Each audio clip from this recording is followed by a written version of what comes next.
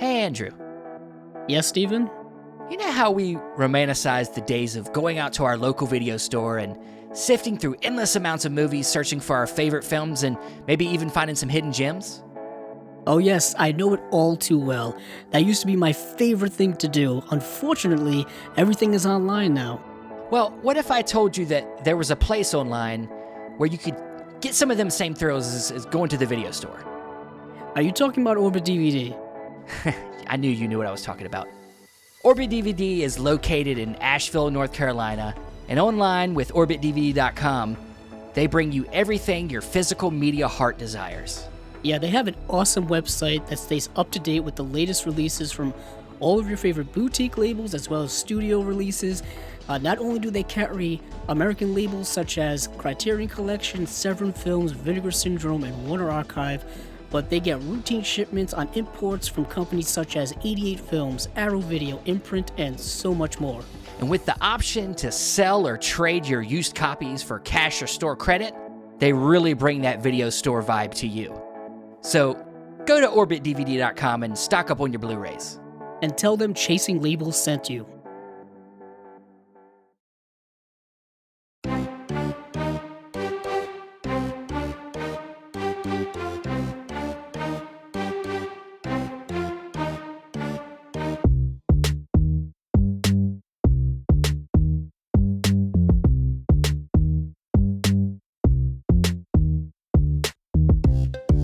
Welcome to another episode of Chasing Labels. I'm your host, Stephen Billings, and with me as always is your other host, Andrew Cabral. How you doing? Doing good, Stephen. Doing good. Glad to be back as always. Always glad to talk to you about movies, movie releases, and just everything else that we get into. This is spy number 83, if I'm keeping track of things correctly. You I are, don't know what sir. it is about the beginning of the year. It always catches me off guard. But yes, this is spy number episode 83, and we do once again have a very special guest this time. We're also doing a hefty interview with him. And who do we have, Stephen? Well, this week we have a great guest coming from the UK. He is a writer. He's also been done work with special features with a lot of releases you love, coming from Arrow. I believe Eureka, maybe. A lot of UK label stuff, and also he is a academic. He's done a lot A of lecturer. lecturer. He does a lot of things in a lot of different fields. But his name is Rich Johnson, and it was a great conversation. I really loved where a lot of the talking went. Just talking about how we learn, how we take in information. It was a lot of stuff we talked about, and it's always fascinating. And of course, we just recently started using our YouTube channel more. So I want to say that this interview you're about to hear will also have a video version that will be available. So without further ado, here we are with writer academic Rich Johnson. And this week's guest is Rich Johnson. How you doing, man? I'm good. I'm just getting over a cold. Oh, yeah. And I've had no sleep anyway, so I appreciate you getting up early. So Oh. I'll probably feel as tired as you two. Oh, with my job, I get up at 4:30 every morning. So this is honestly not. I mean, it is my weekend. Well, that's just ridiculous. That's a ridiculous time to get up at. That's dawn. That's the pre-dawn hours. Just as the world wakes up. Nobody cares about how much sleep we get. They just want things to get done. That's true. That's very true. But it's fine. It's fine. But we're just glad to have you here to talk to. So Rich, just please tell how are things going in general? Other than having a cold. Yeah, all good.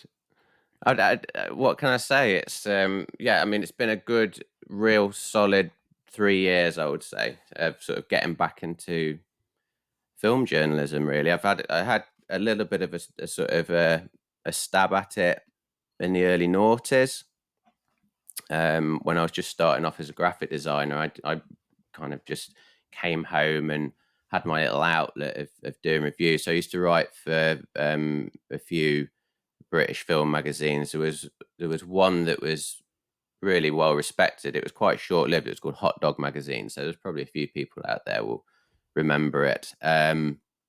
So yeah, I used to sort of focus on the magazines that I used to read myself anyway, and those are the ones that I used to contact, and anything that had a distinctive voice.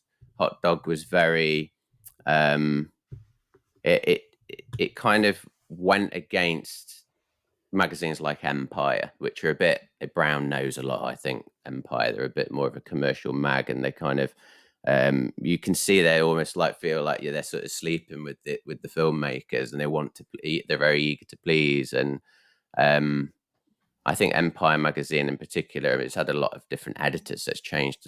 It's gone in and out of being a good magazine, and then back to kind of um, yeah, sort of falling into the more sort of commercial territories. But I think it's always been like that. Hot Dog was just brilliant. It had little diagrams in there, and it was just Yeah. fun, and it was humorous.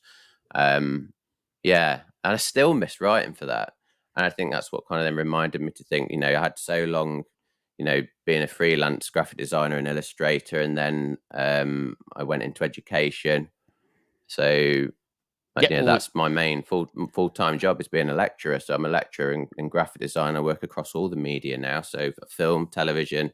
I work in the film and TV studios for students, and film theory. So I like to sort of wear many caps, Yeah, I was gonna as say, they dude. say. I mean, I read that you did all this stuff, and we were definitely gonna get into. I want to start it. We always like to start at our beginnings, but Mm. and lead up through how you got into all this. And Andrew, you had something to say. I cut No, you off. that I'm was sorry. actually what I was going to say. That you have a very long list, resume list involved in movies, but of course, it has to start somewhere. All the Yes. way back to your movie loving origins, I guess.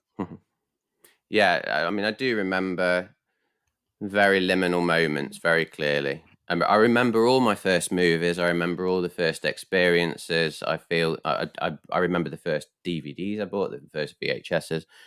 So yeah, I think first memory I have is, in fact, one of my first ever memories is the eyes of David Banner in the Hulk TV series when Oh yeah. he's changing the tire, and I must have been about maybe barely 3, and I think that would have been when it was on television, obviously as a TV movie. I think it was released theatrically in the UK. I might be wrong, but that was a big deal, and I was absolutely obsessed with the Incredible Hulk, and I still love that character. I still read the comic books, um, and yeah, it's kind of those memories that sort of forge kind of who you are later on in life, and the sorts of things you're into. And I think if they are something that's quite visceral and has that impact and a very distinctive memory, Watership Down's another one. Oh yeah. um and then first cinematic memory of going to the cinema is um Snow White and the Seven Dwarfs. That must have been a Disney re-release. um but I was never taken to the cinema much. My parents, my dad's from an engineering background. My mum, sort of worked at the school I was at as a cook, and they're just not into that sort of thing. So I kind of grew up as an only child, sort of searching for things that were exciting and escapism all the time, really. And that's to go to the cinema. I remember clearly having to beg my parents to take me. They never used to just take me. And I can count 5 films on my hand growing up. And it was, yeah, Snow White and the Seven Dwarfs, E.T., obviously everybody saw It's a good E.T., one. Krull, and then the most influential film, I would say, the film that really just blew me away and opened my eyes and started this obsession, was The Dark Crystal. Oh yeah. And a complete contrast to that, the last film I ever saw with them was they took me to see Jaws: The Revenge in '87. So 82 is the is that liminal year I of was just going to seeing say those that. films. Yeah, because on your website, where it's richpieces.com, you mentioned Mm. specifically 1982, and Yeah, because the 1982 is greatest year of notorious. cinema. Yeah, It it's is the notorious for best being one of the year. best years of cinema. I personally, there's going to be a lot of people who disagree, but I think I wouldn't say you could argue it's not the greatest for film, but it's the greatest for movies. And I think it's the greatest for movies that have had a real impact and have been remembered, whether they flopped, um, whether they were hugely successful, like E.T. But anything from there's even little obscurities like films I've discovered in the last few years. One from Kino Lorber that they released called The Grey Fox, Mm. which was just superb. And that's probably one of the best films I've discovered in the last sort of 5 or 6 years. That was 82.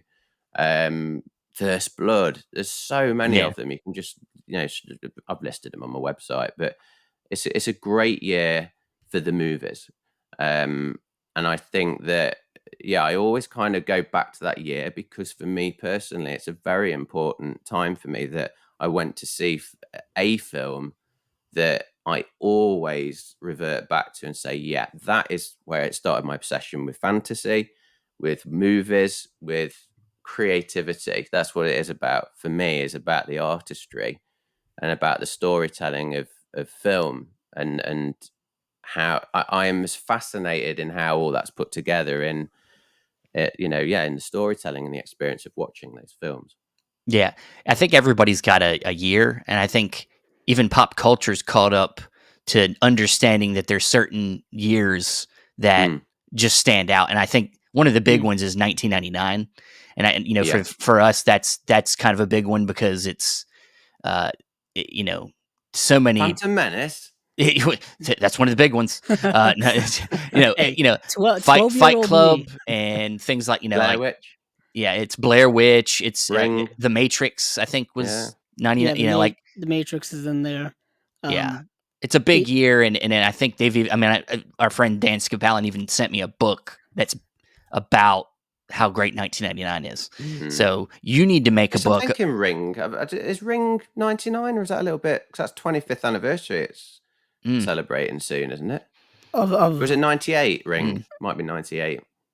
maybe. we're talking about Ringu or Yeah, Ringu. Yeah, okay, yeah.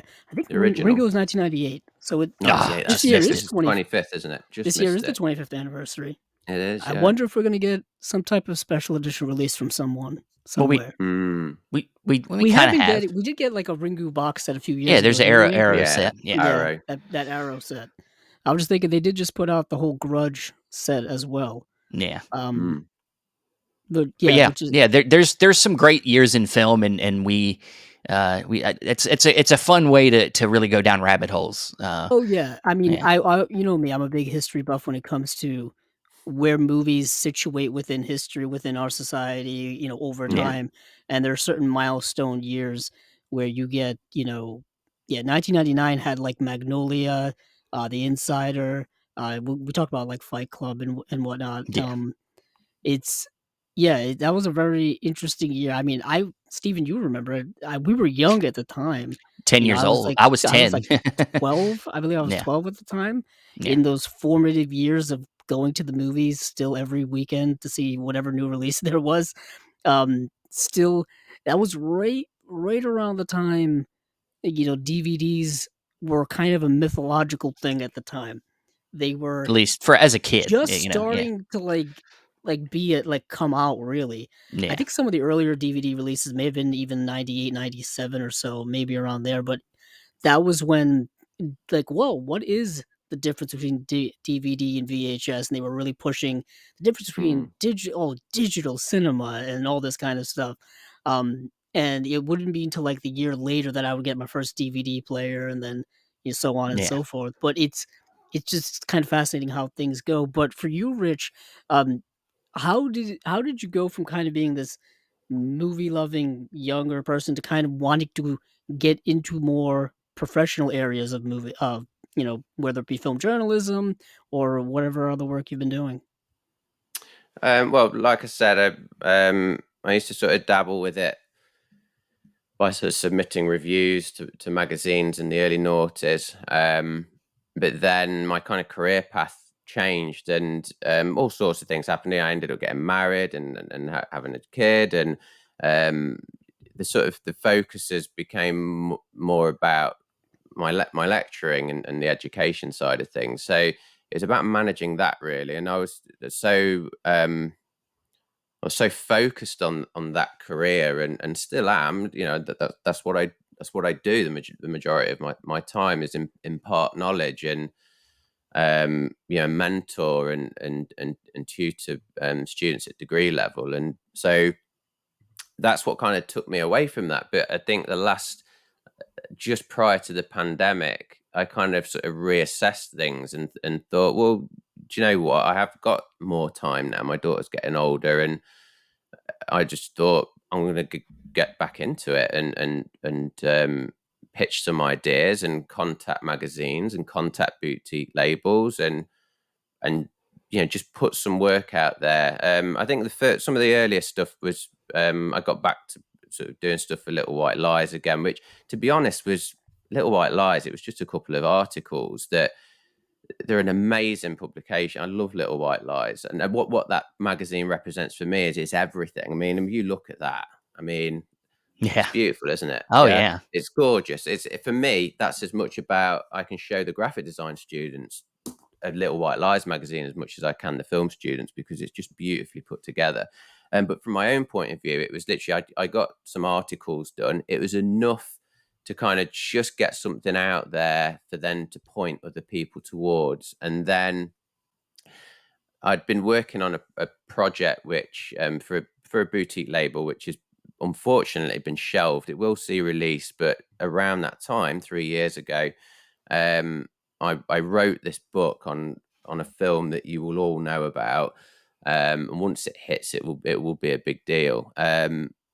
But there was this Weinstein sized scandal that just completely broke, and rightly so. It just dragged everybody into it, including Fangoria. And I'm sure some listeners will figure out which film it is, and which production company as well. But unfortunately, yeah, myself and the people involved, the label, the magazine, they all kind of handled it in the right way, and we just shelved it, and I moved forward. And the irony is that project that's been shelved is the very thing that led me towards Fangoria, and that's just been a constant thing. And then, yeah, other magazines, other labels. You know, I've been quite fortunate to write for some of the other boutiques like 101 and Eureka and God, what else is there? Arrow. Arrow. Yeah. I write mainly for the Arrow Films blog, but there's been the odd releases, and Enter the Void that I've worked on,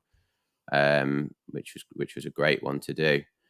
And that's another interesting thing to talk about. Really, is that I think my input. I mean, I'm certainly not as prolific as people like Lee Gambin and Kat.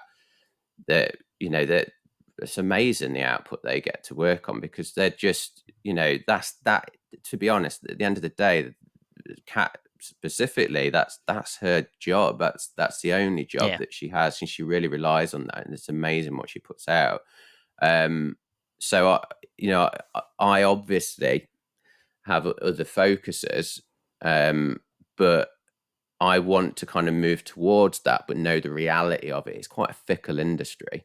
And I think you have to just sort of be aware that there's other people out there that are doing probably a much better job than I am. But I'm more than willing to just take on anything. And I will take on anything. I'm somebody I pride myself in being fairly ambitious, and I will, if somebody offers, you know, oh, do you want to have a go at this? Do you want to try a video essay? Do you want to try production? Do you want to? Then yeah, of course, I'll just do it, and I'll give it a go. And I think just having that kind of general attitude, really, and just having a go at something, and you know, producing the writing and putting as much stuff out there as possible is kind of what, you know, that's my drive, really. That's what keeps me awake at night and keeps me occupied at night. And I guess the downside of that, and I'm sure most people will understand, is that the more you get drawn into it, the less you get to watch. But I literally sometimes watch a film, and if it's not engaging me, I'm at the point now where I just go, I could be writing, and I literally switch the film off and I just write. instead, because I Yeah. find that more productive. And and also I usually get inspired by something anyway when I'm watching or I'm reading something. I'll just immediately go and sit in the library, in the study, and start knocking out a piece, and that's on my schedule, which is constant. There's stuff, it's a solid schedule that keeps me occupied in my free time, to be able to actually put some work out there, which first and foremost I'm very proud of, and then I'm hoping people are engaged with it. And if they read it, that's a bonus. But I'm not writing it predominantly just to be to feed my ego. This is just something that I just love to do and have a passion for, and always have. No, it's just like us with the podcast. We can try our best to get people to listen, but ultimately we like doing this because Mm. we enjoy we enjoy the Blu-rays, we enjoy all the effort put into them, and we enjoy pulling back the curtain on some of the people that are involved in making them things, so people can appreciate them more. And for us, just alone, it's rewarding, and yeah, I mean, I think what people got to start, when they're ever ambitious and wanting to get into something with entertainment or anything like that, they got to first remember it needs to be about your love for the thing itself, other than Mm-hmm. what you get in return for it. You're Mm. not going to succeed if you're too busy worrying about the end result all the time. It's sometimes Mm. it's about getting invested in that thing and letting it take you over, and letting it make you passionate about it, and that's the only way you're going to be, I think, successful too. I mean, it's hard unless you just have a lot of people supporting you. When you're doing it alone, it has to be about your love for the thing itself. And so, yeah, I mean, somebody that has to do a lot of lecturing, a lot of education, teaching people, Mm. and needing to find the time to then do research on other things to do contributing and things like that. That's your passion has to drive that, to be able to get that extra time in. Because when you're dealing with all these other Yeah, people, Yeah. absolutely. And You've got to be able to walk into a lesson, whether it's a 16-year-old or whether it's a 66-year-old. And that's what it's like for me. I have students that I'm in further education, but then I course lead degree, and then I'll go right up to the final year of the BA level. So what I get to see is a real kind of journey of some students that sometimes I can be with them from 16 all the way through to them doing the BA if they decide to stay on. So because it happens to be a college that delivers degrees, that's a really nice thing to see. And you see these people sort of grow into to proper adults, and get a career. So another part of it for me is the networking is so crucial, because it's something that I want to kind of hopefully pass on, and enable people to be able to get those jobs. So if I have some graphic design students that I'm trying to get them into a company that I'm in touch with, and same with if there's anybody that I see some talent there, whether it's at college or not, it could be within just a circle of, um, you know, writers, or somebody that I happen to be linked to via another publication. Then I'm all for that. But it's kind of just, I think it's just about paying it forward a little bit, and yeah, it's always been about that for me, because I appreciate how difficult it is, and sort of just trying to help as many people as you can. Just, again, educate them. But a lot of the time it is, and this what I see all the time, is nearly 20 years now of being a lecturer, mm, and I always come back to, you can be as talented as you could be really talented, be an amazing illustrator, you can be an amazing writer, you can be this incredible filmmaker, but if your attitude stinks, you know, you ain't going to get anywhere. You're mm, nobody's going really to want to not. work with you. Yeah, Nobody is right. going to want to work with you. And it's really still surprising today that that's usually that a lot of the energy is taken up trying to make young people realize that, because the world has changed and is constantly changing, yeah, more so now than ever. And I think they just need to and I think obviously post lockdown as well has had a massive impact, that you go into a lesson and there's a real kind of you've got the sort of students that have come out like they're uncaged and they've been housed up for ages, and they're just in a lesson and they're constantly talking about anything but what they're learning about.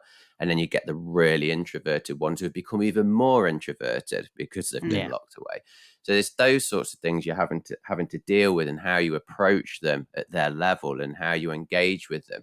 So yeah, most of the time it can be taken up trying to understand who they are, what they're into, what they enjoy doing. And I'll be honest, some of them can literally just shrug their shoulders. They don't know themselves yet, and they Yeah. don't really kind of get. They don't really know what they're into. But then you look at the screen, and it's like, Jesus, it's like that's an incredible illustration. What's inspired you there? And it's just trying to sort of pull things out of them and trying to sort of engage, because sometimes you can walk into a lesson, you've got to understand at the back of your mind that how you might be coming across to them is, just think back to when you were 15, 16, and did you have confidence? Were you kind of a little bit intimidated by a lecturer that would walk into the room and engage with you in some way or show you things? And that can be what it's like. And I think you just have to just be mindful of that. One Anyway, thing that's about deviating slightly, but that's no, my that's Yeah. my approach and no, that's approach to great. most things, really. I was going to say, one thing I think that an aspect of any kind of teacher or anybody educator that I think gets underlooked is needing to have kind of like a psychology, so, having Yeah. an ability to think about people's psychology, because Right.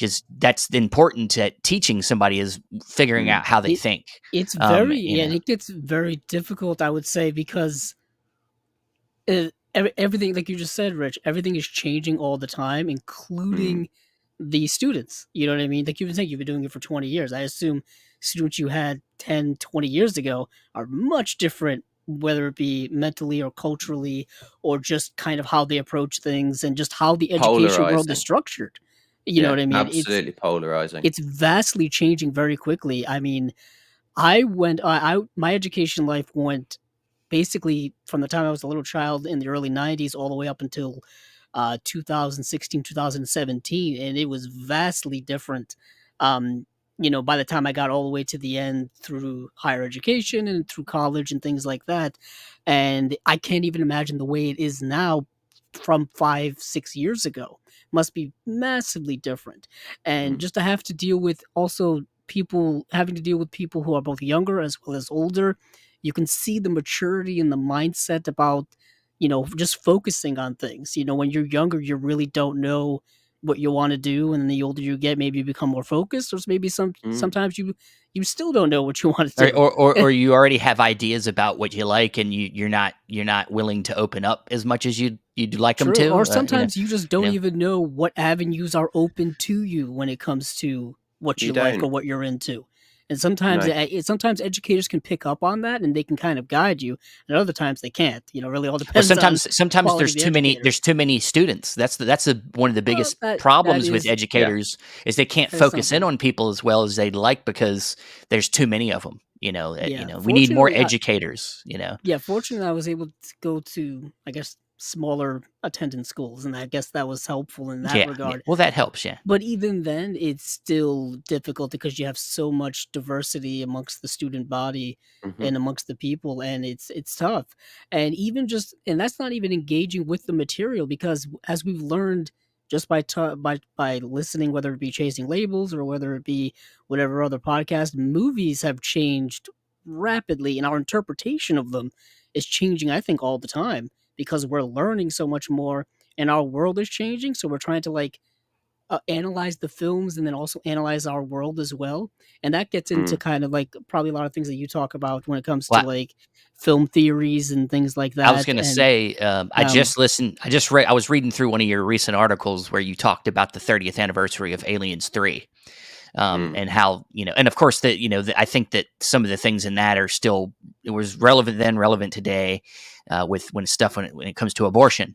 mm, So yeah, I mean, Yeah. we're always reevaluating and kind of picking up more on things that we didn't realize that were important. in a film that's 30 years old now. Yeah, Like sometimes it's well, a lot of things we like to point out here on Tasty Labels, sometimes when we do talk about these movies, is a lot of movies get more relevant over time when they're dealing with certain cultural issues, whether it be, like you just said, Stephen, sexual politics, or whether it deal with reproductive rights or things like that, Mm. or whether it deal with race issues or class issues or whatever. Those issues still stay relevant, and each generation has to address those issues. So it's kind of, fascinating how, cinema can, assist you in that, because a lot of the things that they were talking about in cinemas 50 years ago is still relevant to this day. So I think it's It's it's also kind of important that we still have access to these movies too. That's where the no, whole physical media thing absolutely. comes in. I think it's about the discussion that is around that piece of art. That's what it should be about. And there is a degree of hearsay, and some people can see it as a bit tenuous, and a lot of people just want to watch a film and that's it and switch off. They don't want to analyze it. Um, and again, coming back to kind of learners and of certain ages, you sort of go into a lecture or a lesson, and again, you've got to gauge that right, because they'll just zone out, they'll switch off.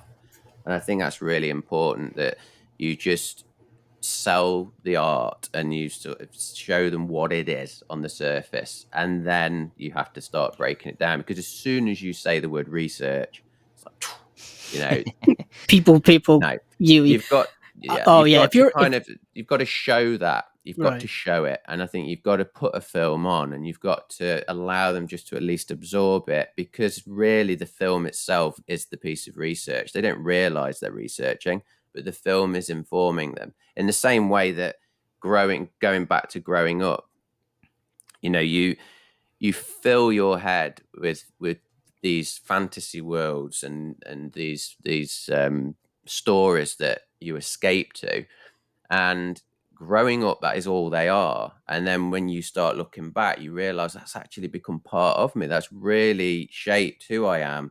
It's informed me. It's given me a version of what has happened in the world. It's not the truth, unless you're watching, certain documentaries. But everything surrounding how that film was made and the story it was telling, and like we were saying, the context of that is absolutely crucial. That, and I think that is what I love to write about. That's what I draw on. And I think any good piece of journalism or writing should be about presenting the film, but then drawing everything else in around that, and just sort of, somebody goes away and they've read that piece, and they've not just learned about the film, they've learned about something else surrounding it. And if it is Alien 3 and abortion, which some people would just go, it's just a sci-fi movie, what's he on yeah. about? Whereas other people go, oh my god, I never thought of it like that. Then you've kind of done your job, haven't you? And put it to bed, Mm. hopefully. Yeah, I don't know where this quote comes from. Maybe I just made it up, or maybe I heard it and I'm just paraphrasing it. You're But quoting like, yourself. Oh God. probably, who knows? I just pick up things out of nowhere. But basically, I think it was saying, like, the idea that all art is political in some way, or all art can be interpreted in political ways. It's not even just politics, but it's just kind of the idea that you can draw conclusions out Mm. of art because it's inherently, that's why it's there to interpret, to get things from. It's not just there to be something beautiful that you just look at. I mean, it can be that, but it can be so much more. That's the kind of the beauty with art, whether it be cinema, music, or just, paintings and sculptures, It is they can be absolutely so is many that. things. That's precisely what it is. And, terrifyingly, when you look at the really, really negative aspects of that, art is politics and art is Well, debate. And the yeah. worst, the worst example of that is Adolf Hitler. it's, However it's you look at it, yeah. yeah, he was an artist, and he was somebody who, you know, swayed so far the other way. Um, I'm not even going to go into that, but we Mm. all know what happened Well, there. Um, ironically, I mean, and you that's bring, the really horrible thing about it, is yeah, that, yeah, it's is that the beauty they of, utilized artwork for propaganda. You know what I mean? exactly, yeah. Utilized, you know, the movies utilized Hmm. um, marketing campaigns to push the horrific ideology Mm. that they were trying to impose on the world at the time, and Yeah. many are still trying to do that to this day. I bring this up all the time. History is cyclical in a lot of things, and we see it coming back now, and we see it coming back in movies as well. A lot of the things that were in movies, 50, 60 years ago are back again, and Yes. they keep recycling. I'm not just talking about like movie remakes or making sequels to movies that are 30, 40 years old. That's just Hollywood doing their thing. But I'm just talking Mm. about, the same topics and ideas and themes are They revisited will over and drive an over again. agenda, and they will drive a message. And I think Right. one of the other examples of that is, if you look at New Hollywood, and you look at the kind of 1967 to 77, and you look at how politicized 70s cinema is, and then how it turned on its heel in the 80s and became reverted back to the old Hollywood formula of entertainment, and it just dropped politics and just became about pure cinema again. Mhm. And I think that's why, when I look back on the films that were influential on me, is because they were so much fun, and they weren't bogged down in anything like that. They were just about the old school. Raiders of the Lost Ark. You watch Raiders of the Lost Ark, and it's just an incredible movie. It's one of the greatest movies ever made, period. It's certainly the greatest action movie ever made, in my opinion. Um, and for me, I don't ever watch Raiders of the Lost Ark, and still to this day feel like I need to sit down and analyze it. I can just sit and watch it, and it still blow my mind in Mhm. terms of how amazing that film is. Of course, you can dig into it. You can write a piece about the influence of film serials and the way, and again, like exactly what we've just been talking about, Right. basically. But Right. yeah, art is politics. Very Yeah, much Without a so. doubt. and the reason why anything can be politics is because, and this is what I think people like for some reason don't like to deal with too much when watching film nowadays, is but how any piece of art can make you feel something. It's not necessarily Mm, about the literal thing that it's speaking to you, but you can look at something and can make you feel a certain way, and it's all mm, about that feeling that is invoked in you when you're watching something or yes. listening to something, and that's what makes us think about other things, and then that Mhm. Yeah. informs our own our own opinions inside ourselves, and us coming up with our own conclusions about what this thing Right. is, It what can it's Well, trying to say. I think that's where again boutique labels, physical media has introduced hell of a lot of work that is being reassessed, that is so visceral and controversial, and films that back in the days of the video nasty, the Yeah. experience of watching that on VHS was it grainy, and you'd have to take the VHS back out and put it back in because it got stuck. All of that experience of watching something was so gnarly. It was just um, you know it was heightened by the VHS quality. Now you're getting stuff that's like 4K remasters of like Cannibal Holocaust. That Yeah. and these films are kind of looked at in a slightly different way. They're still extremely powerful. Um, but even myself, I absolutely adore animation. Animation's a big thing to me, but I just love cinema, and I will watch anything, even if it challenges myself. Um, so that kind of the idea of sort of watching something that is going to really, really push my own buttons, and I will have a particular opinion on whether I like that or not, but still write it as a piece, as a piece of again a conversation about something. Um, I try not to. That's another thing I try not to do. Is since I've got back into the writing, is I want to focus. I've always wanted to focus more on features anyway, because I don't particularly like. I don't really like the term film critic, because I'm not a film critic. I see myself as more of an analyst, and Yeah. sort of looking at things, picking it apart, and then just allowing people to then just forge their own opinions on that. Yeah. Rather than just sort of criticize something for the sake of criticizing. It's too much of that. The internet has created too It's much of it's that, I it's think. it's yeah, it's simplified. I mean, it's too Yeah. simplified.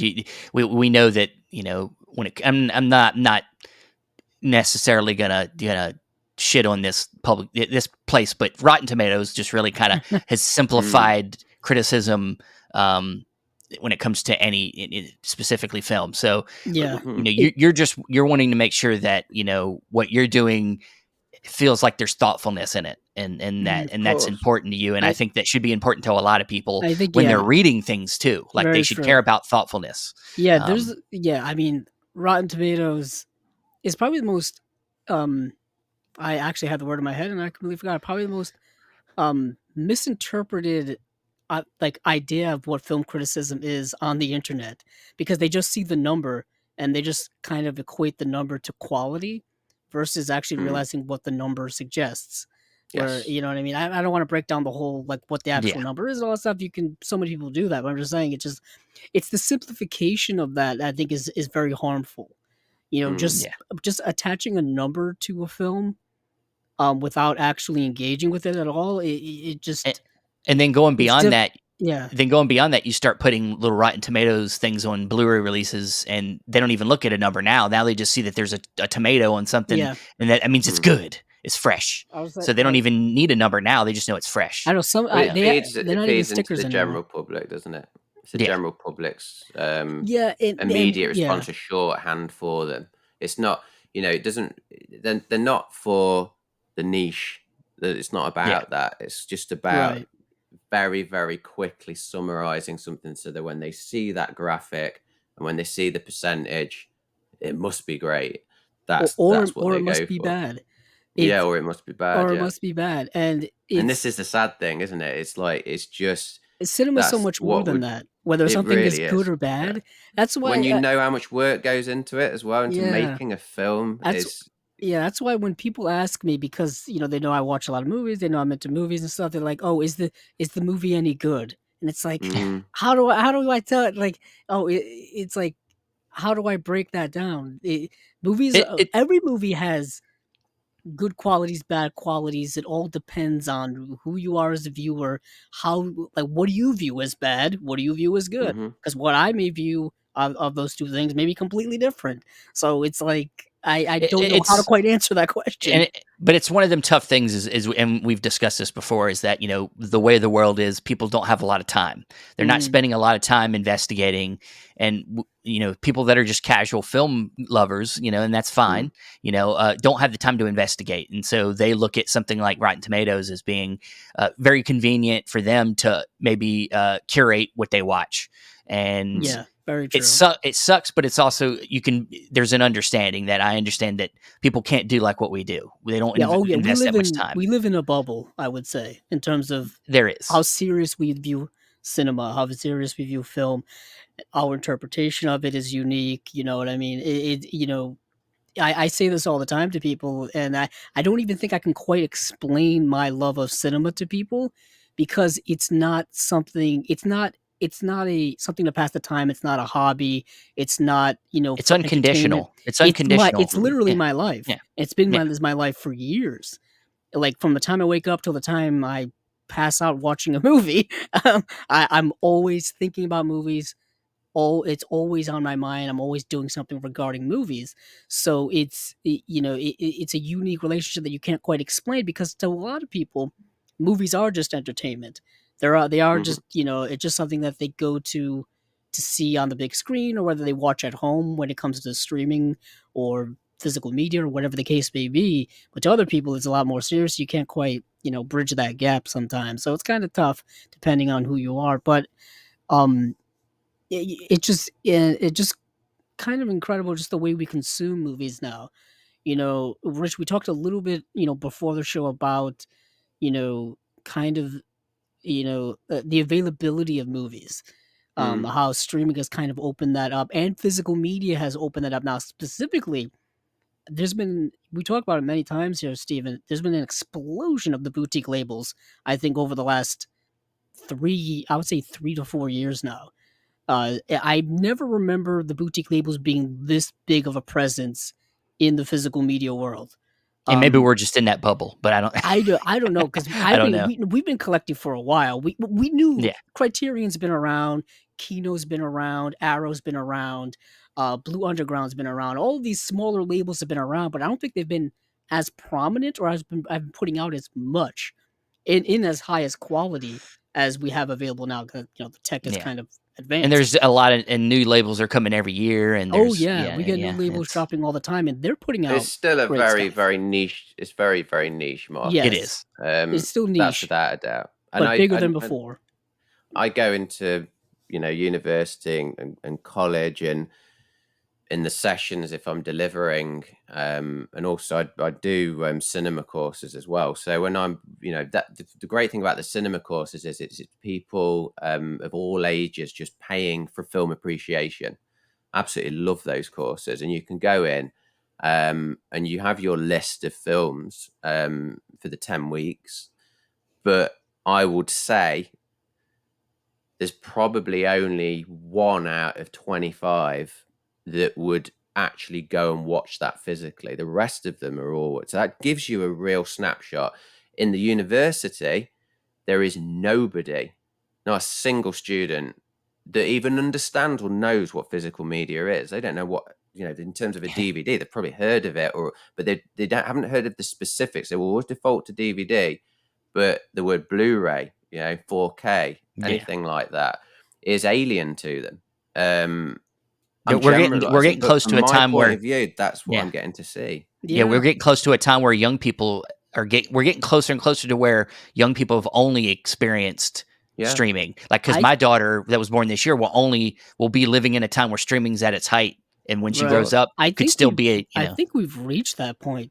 have I we? mean, We have. It's streaming has been saturated. We are at a saturation point, yeah, and it is always about, it's not very often unless you're subscribed to a very specific streaming service that if you look at the big ones, I mean, Netflix is definitely something shifting there with what's been happening in the last few months. mm, But it's very rare they put really old classic movies on. It's always about looking forward, and it's always about just knocking stuff out. I think Shudder is amazing. Shudder's incredible because it's very selective and gives a platform for new up and coming filmmakers. I think that's probably one of the best examples. Whereas Yeah. the rest of them are just about making money.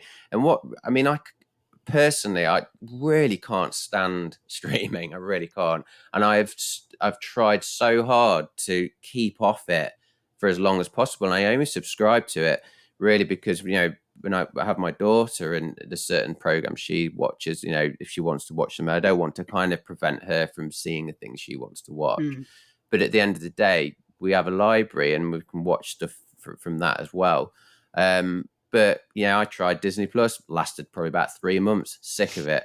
And I love the Marvel movie, or have loved the Marvel movies as much as I love cult cinema. And it's okay to like both.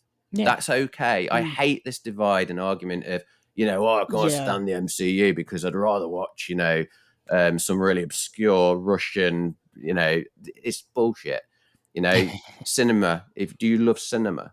Um, and but saying that, I have got to the point where I'm so sick of. I feel fatigued by superhero movies, and I mm, just can't watch them anymore.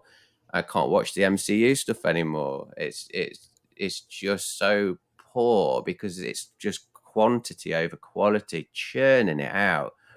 But again, cyclical. I'm sure that will come back and they'll reassess and they'll probably think about how they're going to handle it. Maybe. right, But under Disney, it's a global thing, isn't it? It's a huge, huge brand, one of the largest on the planet. It's making a hell of a lot of money. So that's where we are. Whereas the boutiques are all about looking at that past catalogue and educating us all about cinema. And I think that's the crux of it. Is there's some just incredible work out there, which I am more than happy just to stick to that because I feel that, well, there's loads of films from the past I've still not seen, and I'd rather watch those because they're going to educate me more than watching most current cinema, to be honest. right, yeah. There's some It amazing stuff out there. Don't get me wrong, but it's also, it gets frustrating because there is quality cinema being made today. Mm, The thing is it keeps getting lost amongst everything because it there's does, so yeah, and that's the much. sad thing. And I've always said this for years. It's streaming is kind of it's giving us access to more things now than ever. But I've been thinking about this actually over the last kind of week or so. Is that it's unreliable access because Mm, we're learning now, or at least right now, there's no permanence to anything when it comes to streaming. nothing. Like things that you thought were going to not go away can go away in just on a in a moment's notice. You know what I mean? We're seeing kind Cancel of the just cancel implosion. a TV series before it's even properly started. What is the point in starting to watch a television series anymore? Mm, Because you know that potentially it could be they're gone just gonna tomorrow. cancel it after the first season. I don't watch a lot of television. I don't have the time. It's just one of them things I have to put aside. I used to play video games a decade ago. I had to put that aside, and that's fine. I'm happy to do that. But TV is it's got to be something exceptional for me to invest 10 hours of my life into watching something which could potentially then just get cancelled. And that's what streaming has created, Mm, is this culture of, yes, oh, it's this platform, great for new creatives, fine. But then if you're going to pull the rug from under something which is genuinely brilliant, because a lot of them are, there, some of them, can be very, very good TV series, but I just get really fed up of them watching it and go, what? So now there's not going to be another series. I've just wasted 10 hours of Yeah. my life. very, very much. And Um, I would even say that kind of applies also to movies mm, with licensing deals, distribution deals, yeah. things lapsing, or a movie will be on a service for a couple of months, maybe, Mm, and then it'll be gone for a couple of months, and then show up on another service someplace else, and it's just like there's no you know what I mean? There's no permanence there. You don't know where anything is going to be at any specific time, and it's difficult to kind of keep up with all of that. mm, That's why physical media does have that kind of permanence to it. yeah. I can always go and watch whatever it's something that I want. If there's a specific movie, I can watch it. But I also understand. We talked about this many times, Stephen. A lot of people don't have the funds to buy physical No, of media, to course. have Yeah. And that's television completely setups understandable. and all this kind of stuff. Everybody, it all depends on your situation. So the convenience of streaming is what is part of Mm, our lives now.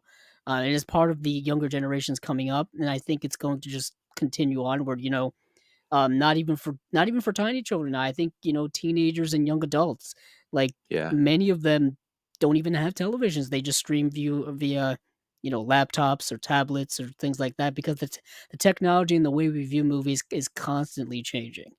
Yeah, And I was it just is. thinking, I mean, it absolutely is. yeah. A lot of it is to do with funds and what people can afford. And we're living in a world now which is getting even worse in terms of, I don't want to dive down that rabbit hole, Mm, but it's always there. It's at the back of our minds, constantly one bad thing after the next. I mean, I try and make a conscious effort of I just disconnect from the news completely. I don't even Yeah. have an aerial on my house. I don't even connect to terrestrial TV, nothing. I try to disconnect from that as much as possible because it's just not good for your mental health. mm, It's as simple as Yeah. that. Just try and measure and select the information that you want to read about. And to be honest, I think if you're fortunate enough to be able to be social enough, or that you're going to work and you're sat in an office and you see people or you see students, you will learn or know what's happening out in the world because they will have conversations with you. So my news fix comes from talking to people, and then you get in the morning and people go, "Oh, have you heard about such and such?" And they'll tell you about it. I don't feel like I've constantly got to be hooked to a smartphone pinging news feed all the time. No wonder people, it's feeding into the way they're feeling. It's awful. Yeah. um but I think, or going back to films and the physical media side of things, it's about you're investing in knowledge, you're investing in um the physicality of it. the booklet, the extra features, again, coming back to the education of that, is that, if I think back to when I did probably start collecting films, which was about 1991, 1992, I would have gone through maybe a decade of VHS, 8, 9, 10 years, then DVD. I think 2000, 2001, I probably started collecting those, and then sort of morphing into 2K and 4K. It's a lot. It's a lot you kind of take it for granted, because every day you walk in maybe into a room where you've got your paraphernalia and it's there all of a sudden. But then you just have to step back and go, well, actually, no, that's 30 years worth of, or a lifetime's worth. I mean, literally, one room I've got is an archive and it's the comic book collection and it's the DVD archive, and everything is there. And I think, actually, no, it's longer than 30 years. It's literally, I can pick out the first ever book I bought, Yeah. the first ever comic book I bought, the first ever VHS, the first DVD, the first Blu-ray. It's moments, and that's what it creates. It forges memories, and it really does make you think about, not just the film itself, but where was I at that point when I Yeah. listened to that piece of Oh, music? Where yeah. was I when I watched that movie? I That's think why it's that's something that why I is, always try to push the cinematic experience, because yeah, if you're just watching everything on your phone, you can't be like, where was I when I no, first not at watched this all. movie? Just sitting in my bed watching it on my little tiny phone. Yeah. Yeah. Yeah, that's very true. We all watch films alone, but at the end of the day, it's like Tarantino champions the whole idea of that communal experience, and it should be Yeah. about that. If it's a communal experience of just being with your child or with your wife or with your family, or a bunch of friends, or it's going and sitting with 120 strangers in a dark room, then that is absolutely the communal part of watching film that you don't necessarily think about when you're watching it, because you're completely lost in the movie. But when you come away from it, you think, oh my God, I've just experienced that with all these other people that are going to go away and maybe talk about it. Right. um The or at least, remember it, have a memory and go, Well, I oh, mean, yeah, and then you have maybe you'll have an interesting story to tell about it, or maybe definitely. you kinda add some little extra things that may or may not have happened just to Yeah. make things sound a little more interesting. Or Maybe that you relate to it. Isn't that another thing what very film is true. about? Do you relate to one of the characters? Do you relate to the story? That's another huge part of watching certain films, specifically dramas, that that you're in a mood to watch a drama because you want to watch something relatable, or I'm in Yeah. the mood to watch something which is escapist, or I'm in the mood to watch something that is surreal and completely makes me think about, what the fuck was that I just watched? Yeah. Yeah. I had no clue what that was about, but I want to understand it. um that's the beauty of cinema. It's just, there's so many different versions and interpretations of it, in the same way of looking at a painting and Yeah. taking away something personal from that. You'll always take something away personal from a film, whether it's intended or not. Yeah. Yeah, very And much so. I mean, yeah, it's also yeah, it's part of our lives, I think, a lot more closely than Mm, people realize. I know some people are not into movies, some people are not into TV, some people are not into music. So there's always something I think people are into that is a huge part of their lives. mm, Whether whatever it may be. I mean, it just happens, I think all of us, at least, the people who listen to the show here, people we've talked to on the show here, all have a commonality, whether it be collecting movies, the love of movies, or just physical media in general. And that kind of has connected us. And we're people from different walks of life all over the world, yet we still have one commonality of the love of movies that kind of connects us mm, all. And we can have discussions and talk about things, even though we could be completely different people in every other facet. We still have that that in common. So movies are keeping us together, I guess, while the world kind of gets more and more divisive. I guess movies are keeping us together. Although movies give can be movies a yeah, chance. movies can Give be divisive though. I mean, if you've been on the internet for more than 5 minutes or go on Twitter, people fight over movies all the time yeah. in the most ridiculous ways. Lots of gatekeeping. I didn't realize that gatekeeping Oh, was such a don't get me thing. started on I've been going gatekeeping. again, and I've been bringing it up a few times because it happens even now. when it comes to collecting movies, people will Mm. say like, "Oh, why is this label putting out this movie? You know, this is not what they do," or I don't like this," or whatever the case may be, and I'm like, just wait. There's something else is gonna come that you're gonna like in a minute. So just wait, and because everything is so fluid and changing now, that if you don't like this slate of releases, the chances are there's gonna be a slate next month anyway that you may like. You know what I mean? Yeah. And there's no rules to say a specific company has to put out a certain type of movie. You know what I mean? There's nothing like that. And it's just kind of nonsense to me because we're living in an abundance of riches now that we really need to kind of relish in, because one day this will probably all be gone. Like the physical media it will be going. Like you said earlier, kind of come back around. We are kind of maybe plateauing when it comes to physical media, especially format wise and tech wise. I think 4K may be the end of physical media on disc format. Mm. I know some companies are making 8K TVs and stuff, but I don't know if the physical media format will support it. I don't know if it has the weight in it for another format change. I don't really want to have to do the whole No. finances all over again to upgrade these releases. You know what I I mean, mean? I'm very selective of 4K. I mean, some of it looks astonishing, but I still think, I mean, I still watch the odd DVD, to be honest. I still go and grab a film that I've got. Blu-ray for me is still looks incredible. Yeah. It's an I'm with you incredible there. format, and it still looks gorgeous, and it's still just soft enough to retain the texture of film. And I think there's a lot of 4K is they start to then try and market the whole HDR. Oh, it's got HDR. It's black. The blacks are blacker, and this is, and they kind of use that to sell the film more so than it being about the resolution of it and the Mm, size of it. You know, you've got to have a certain size television anyway to even benefit from having 4K, or what's the point? You know, Blu-ray, if you have on a smaller telly, is going to be as good a quality as the 4K. They know that, which is then why they push the blacks are blacker.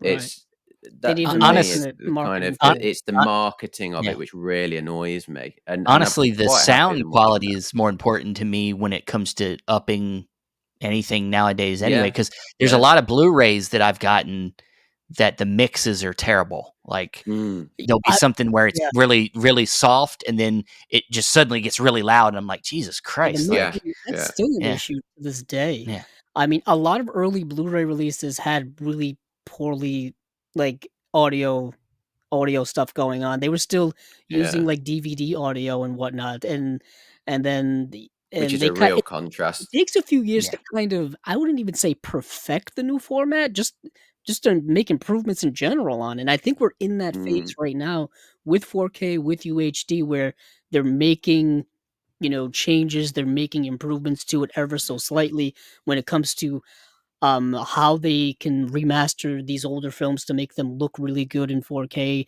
The HDR is a whole new gambit of things because that's dealing with the whole aesthetic of a movie, like when it comes Very, to colors, yeah. when it comes to, like you said, blacks being blacker. Well, and then you kind of open it up to the discussion. Is this the way the movie's supposed to look? I know, Steven, you Mm. bring that up all the time. We What is yeah, the we've had a lot intent? of You know what I mean? A lot of these films There's are only 1 or 2 films I've seen with the HDR, where I felt it really benefit, and I think the Blade Runner, the original mm, Blade yeah, Runner, that does look looks pretty absolutely gorgeous. astonishing. I mean, that is absolutely phenomenal in 4K. I can't think of anything else off the top of my head, but that's the one I would Oh, use as yeah, a go-to. I I think agree it with you on works that one. well as an older movie as well. It works I know for a brilliantly. lot of, and it's interesting because, there, like Steven, like you've said, like the whole changing of the aesthetic, and I was just gonna bring up the fact that a lot of the people who worked on a lot of the older films are no longer with us, so we don't know what it comes to intent. I know, Steven, you always bring up, I mean, this actually doesn't have anything to do with the argument I was just making, but I just read this in an article the other day, that's why I'm bringing it up, is the Matrix thing, where the interpretation of the way the Matrix is supposed to look when it comes to the Wachowskis versus what it looks to the cinematographer are obviously two different aesthetics. And you notice when if you pop in the old Blu-rays or if you pop in the new 4Ks, completely different aesthetics. and people notice things like that. Well, Steven and others do. Well, I mean, sometimes I don't care, but Matrix is a personal movie to me that I loved the kind of the green hue of that film that they kind of lessened in the newest Mm. 4K. And it's all about access. I like if we can have both versions where I get the way it looked before, which I know that that's very privileged and very wanting to have everything the way I want it, but it's like you know for and as we've been talking about, kind of a central theme of this discussion, how films create memories and create things of our, how there are our past and our present, and like that, to me, that the way I saw that movie is part of who I am, how my past, why I love Mm. movies. And when you start to mess with it, it upsets me because it takes away what I remember about it. I'm looking at it now and I'm like, I don't feel the same anymore. This doesn't Mm, feel the same as what I remember it. And it's, I don't think it's always good to be super nostalgic about everything in our lives. We have to let things go sometimes, but you know, some things I like to hang on to. right. And then, we've had discussions on here, Rich, where we've talking about like, what happens when a director goes back and changes something about a movie, whether it be aesthetically, whether it be making a new cut of a movie. We've Mm. talked about that many times on here. Just because, like, do you feel more forgivable of that because it is the director who's doing it, or do you still are beholden to the movie in the version that you've always known it to be? And it just Yeah. it really all depends on the person, I guess. You know what It's I their mean? vision at the end of the day. I think if they are a certain filmmaker who still likes to tinker and sort of go back to their films and try and get them, more precise or aligned to how they originally saw it, then yeah, fine. I think sometimes they can just overcook the egg though, and just kind of then sort of ruin it. Yeah, But and there are there's, a there's lot of certainly some instances mm, where those filmmakers go back and yeah, absolutely. They kind of polish it even more and make it even better. But I think most of the time, I mean, I'm not a massive fan of director's cuts, to be honest. There's very few director's cuts I've seen where I think, I mean, I remember seeing the Aliens director's cut on VHS. It was a big thing that was when that came out. And I still today, although most people love it and they prefer it to original, I find it quite jarring. I find some of the scenes almost sort of look a little bit like they were shot for television. I don't know why, and whether it's because it was taken out and then put back in.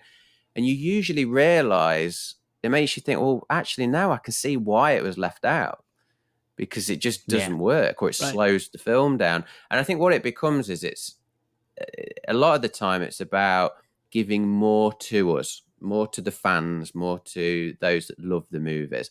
And it that's what it becomes about because we can't get enough of that film. So right, we will watch any little tiny bit. It's like Lord of the Rings extended edition. Yeah, let's put as much more stuff in there as possible, which are brilliant. I love the extended editions. Um, and again, I think the Lord of the Rings films are another good example of when we looked at those early days of DVD and those incredible like box sets that they released with the figure, the Gollum Yeah. figurine and the yeah, Minas Tirith, and the 10 hours worth of extra features. That to me is like the height yeah. of extra features, That's which has still never been Yeah, surpassed. that's There's still never been the surpassed. that's the benchmark Benchmark, to me, at absolute least. benchmark. That's the benchmark in terms of special features, is to be that Yeah, yeah. extensive, to have that And many and hours and on there you there. go with and Peter Jackson's another example, isn't Mhm. he, of a filmmaker who, yeah, he was immediately putting out those cuts. There wasn't a kind of 10-year period where he was saying, I'm going to go back to it, other than the 4K remasters. But in terms of like, he knew there was going to be a cut of that Yeah, anyway, and that's what he was working on. And it became a thing where it was the theatrical, and then a year later, the extended edition was released. I And there was this kind of, 3-year period of that happening.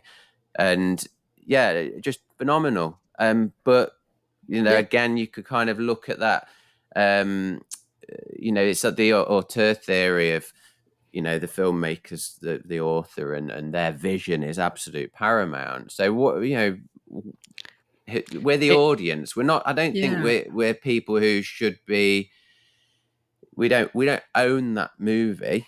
We appreciate it and we're a huge part of its success. But at the end of the day, I guess, if the filmmaker wants to play about with it, let them play about I with it. was But literally just gonna sometimes they can just ruin it. Yeah, I was just gonna ask, which cut of Blade Runner do you prefer? Because we were just talking, Ridley Scott has gone back and cut several of his Mm, movies, and I remember the first time I bought Blade Runner on DVD, it came with 5 cuts, and the first Blu-ray around came with 5 cuts of the movie as well. yeah. But I think they only put the final cut in the 4K edition that came out. So you just said you didn't like director's cuts. I'm just curious what you thought about Yeah. Ridley So, I Scott going mean, back and doing all that. obviously, I think about Blade Runner a lot. It's one of my favorites, one of my holy trinity. Jaws, Blade Runner, The Thing. They're the three. If anybody asks me what my favorite movies, and if somebody put a gun to my head, Jaws is my favorite film of all time. The greatest movie ever made, untouchable. Um, Blade Runner, I kind of try and measure it as by being sort of subjective about it.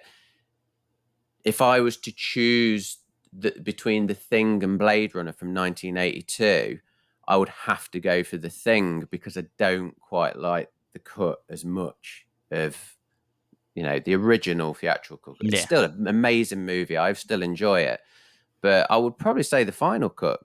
I would. The final cut is just the icing on the cake, and it's to me the definitive version of it, where he's just kind of tweaked it enough. He's not picked at the scab too much. He's kind of gone in. He's gone and sort of taken the original actress. He got Harrison Ford's son just to do like a mouth scene, and then amazing, really. Just the Yeah, detail, absolutely takes out incredible. the narration, Yeah, which I guess people really didn't like to begin with.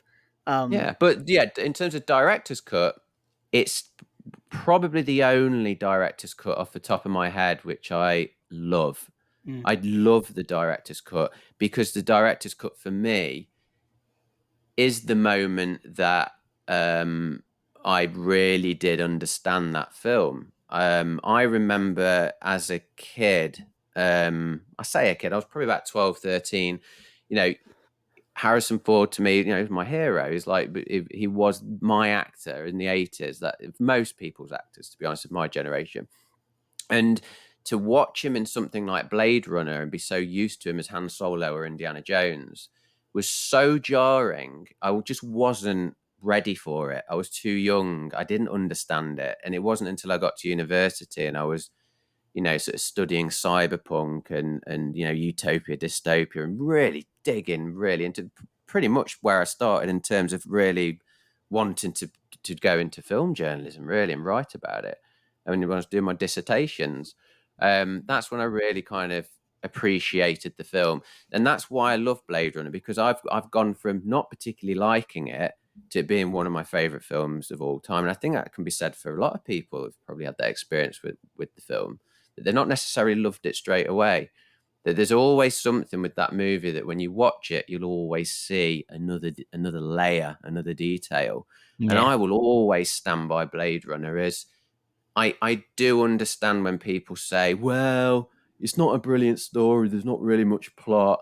It's like, come on. It's like it's it's Uh-oh. it's I'm it's a with you. great movie. And whether you think that the story isn't very good or not, you cannot argue that that is one of the most influential movies ever made.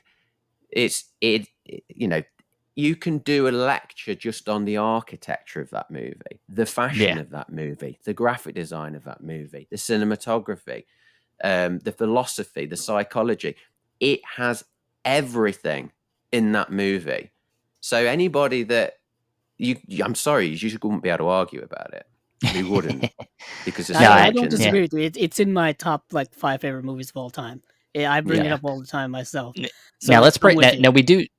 So I do before we wrap it up. We do need to get back around to your physical media contributing work. Mm. So yeah, as we've said before, you've done a lot of you did stuff for Arrow, uh, Eureka, things like that. Uh, so where when did you first get into kind of connecting? Like, what was your first connection with a label and doing?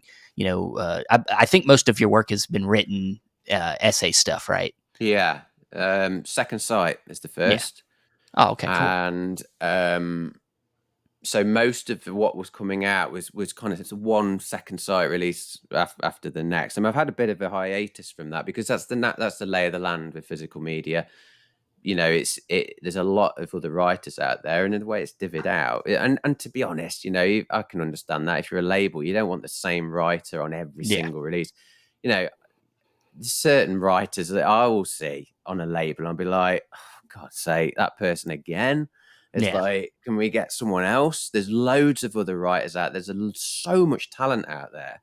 I know because I've yeah, got some students, even when they've been 18, they're writing stuff. I'm thinking, this is amazing. I would publish that. So yeah, I wouldn't even want myself on.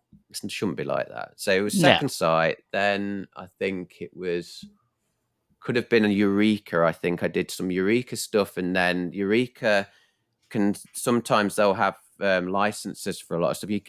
As you've noticed, they're putting a lot of Hong Kong work out there, so yeah, they had a lot of licenses.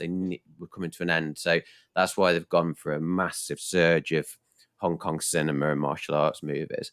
So I was kind of doing stuff that was then it was done and it was completed, and then it probably went a year, and then they were suddenly released. 101 was around the same time. So I mean, the Johnny Mnemonic piece. So there's been commentaries I've done, but they haven't been released because they were shelved to do with certain yeah. films. But they will see a release. Yeah, Johnny Mnemonic was an interesting one. It's an interesting movie. Is it a It great is. movie? Yeah, No, yeah, yeah. it's not a great movie, but Yeah, it's a talk really talk about a interesting movie that movie. was influenced by Blade Blade Runner. Runner. I was gonna say. Yeah, Yeah, of yeah, course, yeah. Well, I mean, yeah. and that was the great thing to do. I absolutely snapped up Johnny Mnemonics. I thought wonderful because that goes back to my dissertation roots. It goes back to my love of Blade Runner. Philip K. Dick, William Gibson, but it also connected to what I lecture in terms of art and design history, and looking at the director himself and his background in art, and there's amazing work, incredible work that he produces. I mean, it's the only movie he's ever directed. You can understand why when you listen to the commentary and do your research. Anyway, there's loads of stuff yeah, out there. But yeah, phenomenal, really. And I guess when you find that, unfortunately, the black and white version is not on the release, but if you get to see the black and white version of Johnny Mnemonic, it makes more sense as to how it would have been, how it would have worked, and how that film should have been made without studio interference, really. So yeah, they're the sort of labels that I kind of went from. It started with Second Sight, and it's continued with Second Sight. I'll have another one, at least another one out with them this year. I've just completed a piece for a 4K release, so yeah, that should be really good. I seem to get, it's really interesting with Second Sight because they seem to give me everything that is ghost related. So anything to do with ghosts, which I absolutely love. I love ghosts. So it's just something that I've, yeah. again, fallen into. But I sort of look back and think, actually, no, that's always been a part of, even sort of growing up. We all love a good ghost story, don't we? Yeah. Is there any particular? I know you've said some of your favorite films. Is there Mm. any particular movie, maybe that ain't one of them favorite films that you've mentioned that you would love to do some kind of features work on, whether a Yeah, commentary or Nightcrawler. essay? Nightcrawler. Nightcrawler. Yeah. Yeah, but Nightcrawler for me is one of the best movies so far this century. And I think if there was a reissue of Nightcrawler, then That would be good. Yeah. it's absolutely top of my list. I would absolutely adore writing for that, and Yeah, we talk about doing anything cinematic really for it. experiences. I still remember the day because I went and saw that in theaters, and I still Mm. remember seeing that movie in theaters. And it was like only me and like two other people in the theater, and like just remembering how I felt after that movie, thinking, "God Yeah, damn, it is a fucking that's such a crazy masterpiece. movie." It Oh, is, Yeah, and also it is going back to what we're saying about now cinema and modern movies. That to me is like, again, it's benchmark. Yeah, and I mean, Gyllenhaal can't do any wrong. Denis Villeneuve. Look at something like Prisoners, which is another incredible thriller, one of the yeah, best thrillers. Period. Um, Yeah, there is some amazing movies now, but you really do have to curate what you're watching, and I think that's what it comes back to again, doesn't it? Is the curation aspect of, you know, films are less curated, I think, in terms of if you look at bad streaming services, Shudder is amazing for it. I think Shudder's fantastic. That's the model. And the sad thing is with what's happened with Shudder recently, that really depresses me. I think, Yeah. Jesus, When you of had brought all them the up, streaming services that are getting this right and doing the Lord's work and, really supporting a what is already a community that has always been on the flipping, outskirts, horror films. Oh, of course they're not cinema, are they? Horror movies, of course they're not.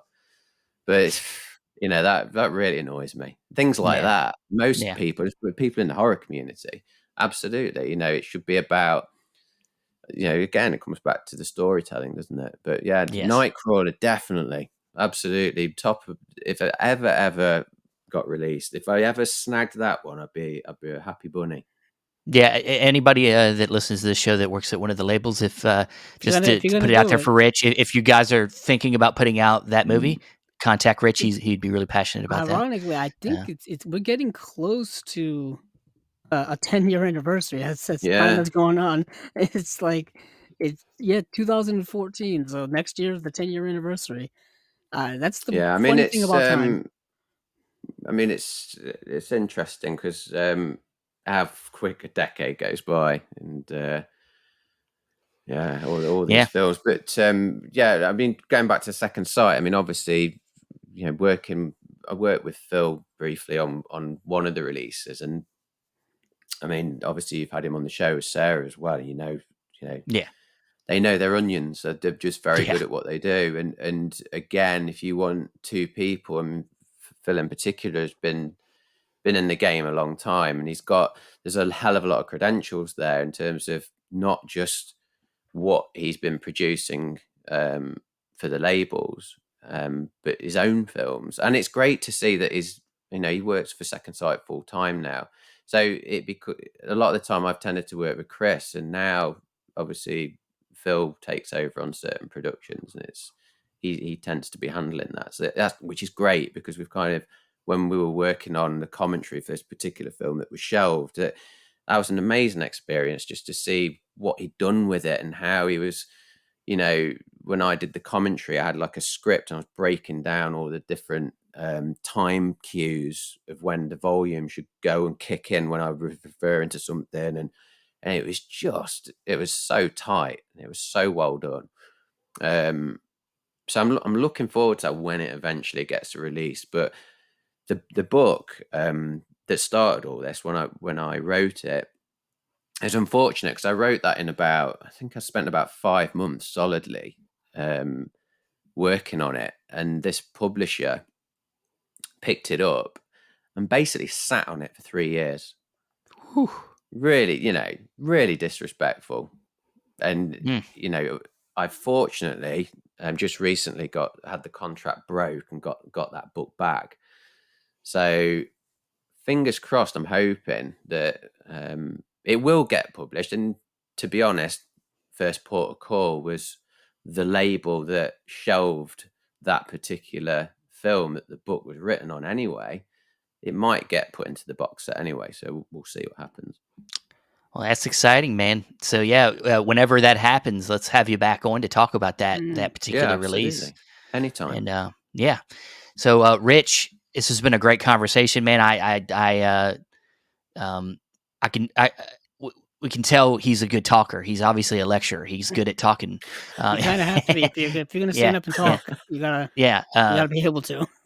But yeah, this has been great, man. I loved the discussion of just what movies mean to us and our place in our lives and how important how important it is to look at films in a certain way. And so yeah, Mm. great stuff. But Rich, if anybody ever wants to contact you for work or just to talk about movies, what's a good place for that?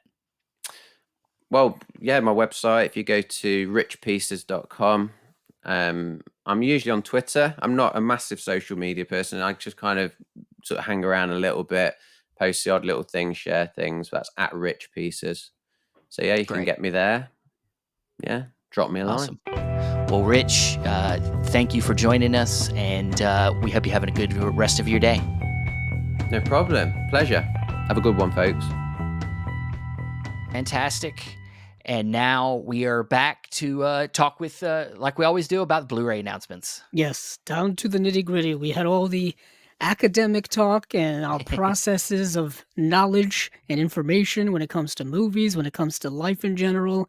And now we get down to our usual discussion about Blu-ray announcements. Kind of the best way to transition that. But once again, it was great to have Rich Johnson on. Great to get his perspective on things, and I guess support his work wherever you find it. Chances are you may have a lot of his releases already in your collections for those of you listening, or are going to get them eventually. He just seems to pop up everywhere. He wrote a lot for Fangoria, so if you're a fan of the Fangoria, horror magazine that's been around for seemingly ever, you probably have seen his work in there as well. But yeah, let's get into it, Stephen. We do have one kind of big official slate. We'll save that for later on. It's Criterion for those of you interested in knowing. But we do have some things here and there. But once again, I don't know if it's the January blues or if it's the January jitters. It's kind of not a lot to talk about. So we'll fill in the gaps and see what we have. So first, I do want to go kind of back to the well with our friends over at Kino. Not much in the way this week, but a couple of films. I think one we may have talked about before that's either been announced already or was getting a release from somewhere else. I can't remember all this. It's the movie Pretty Baby, the Louis Malle film, directed, starring Keith Carradine, Brooke Shields, Susan Sarandon, and this is a movie that I actually never seen, but I know who Louis Malle is. I Oh mean, yeah. I've seen Elevator to the Gallows, Au revoir les enfants. He's done a bunch of films that I think are in the Criterion collection. Murmur of the Heart, which is something that's on DVD. It hasn't gotten the Blu-ray upgrade yet from Criterion, but this is a film that I've actually been wanting to see, and this is part of their deal that they had with Paramount. It's gonna get a 4K scan from the original camera negative, so as part of whatever Paramount deal that Kino had made. And yeah, this is from 1978, so it's a bit of a while ago. And I know this movie is kind of well known, I think, for having kind of those young actors in it, specifically young Brooke Shields, who was a rising star at the time.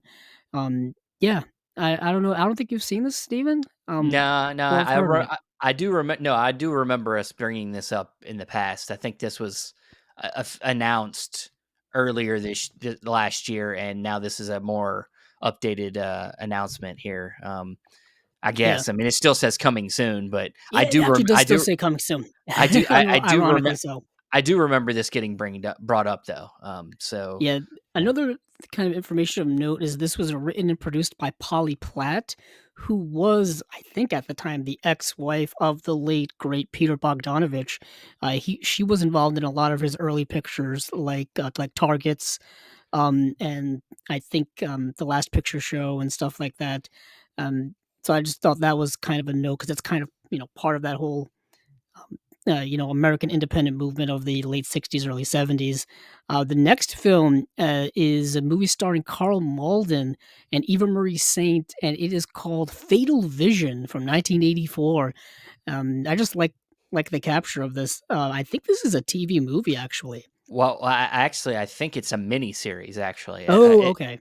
yeah, it's We'll actually just because include it. it's I believe it's like in the realm of 4 or 5 hours long. So it's probably like a little 4 or 5 episode mini series, and yeah, I mean it looks kind of interesting. It had some good reviews that I was looking at. You can find it looks like a bastardized version on YouTube to Okay. watch, but Yeah, it is. the Yeah. there was a couple links on YouTube for it, but they were both different run times, and I was like, oh man, No boy. who knows what I'd start watching if I started watching this. So Well, I can tell you this, just according to IMDb, it is a TV miniseries that ran for 2 episodes, and it says the runtime is 3 hours and 1 minute. So I and it did come on television in 1984. So a 2-episode miniseries. I guess that counts. I I mean, they guess. used to do that a lot. It'd be like a 2-night event or something like that. Yeah. I can tell you, I believe this is an Emmy-winning miniseries. I think who won an Emmy for this? Was it Carl Malden? It said Is one. the actor. Yeah. Yeah. Yeah, Mal- Carl Malden won one primetime Emmy. I've always been a big fan of Carl Malden. He was in a lot of films that I'm a big fan of. He was, of course, in On the Waterfront. He was in Patton. He was in A Streetcar Named Desire. He was in the movie Baby Doll with, I believe, Natalie Wood is in that film. Um, yeah, no, that's not the Natalie Wood film. I'm thinking of something else. This is a film with Carol Baker, Eli Wallach. Yeah, that's a different film. But that film was directed by Elia Kazan. That's what it mhm. was. So he worked a lot with Elia Kazan. I think he also worked a lot with him on like the theater work and stuff. I think that's kind of where he got his start. Probably with a streetcar named Desire, if anything. But yeah, I've always been a big fan of Carl Malden and his work. He was in so many films. But, yeah, I'm definitely interested. I'm liking that Kino's doing that. They're bringing a lot of this 70s and 80s TV stuff to Blu-ray, Yeah. probably stuff that never even got DVD releases for all I know. I would have to do some research on that. But they seem to be, like, rescuing these because it's only really been honestly, people, for those of you listening, it's only really been in the last decade or 2 that people have taken TV miniseries and TV movies and TV, event television, really seriously.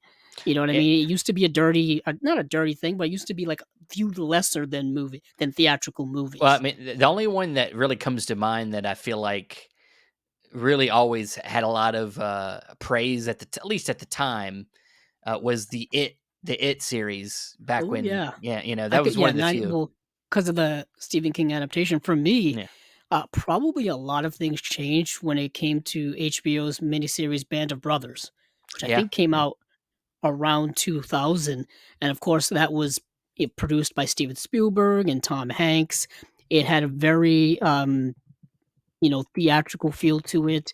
It felt like you were watching Saving Private Ryan, that grittiness, that realism, that you know, genuine kind of horrors of war, but in a 10-hour miniseries.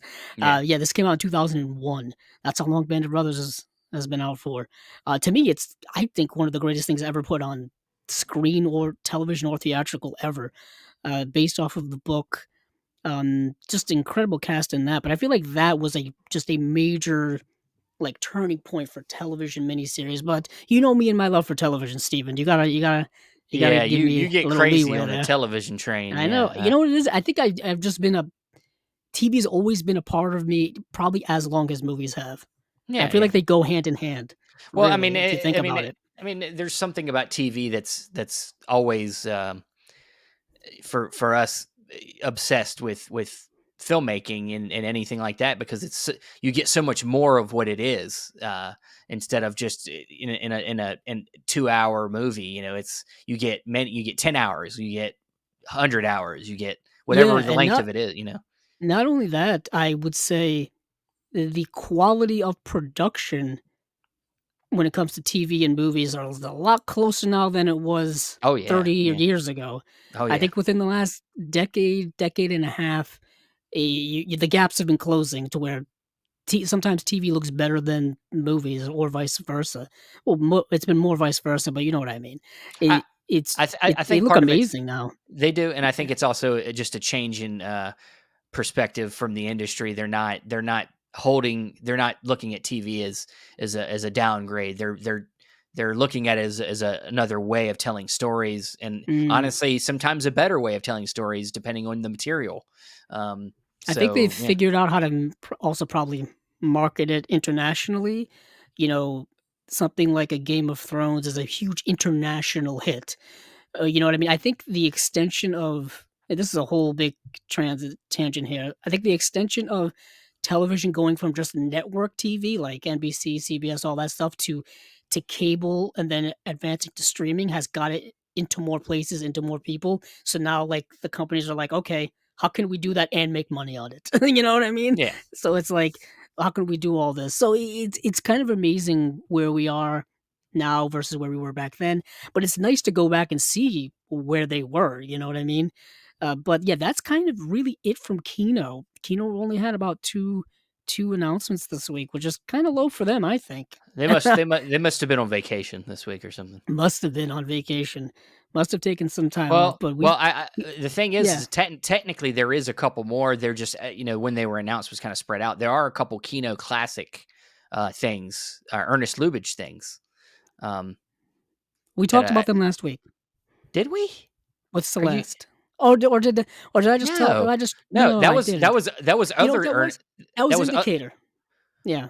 yeah, but either way that was other I was gonna say that's other movies from Yeah, Ernest you're right, Lubitsch. Steven. See, Yeah, Steven, this is why you're here keeping me on track. yeah, You're yeah. right, there are Ernst Lubitsch things right now. There are, I This believe, was this 2 is 2 of them.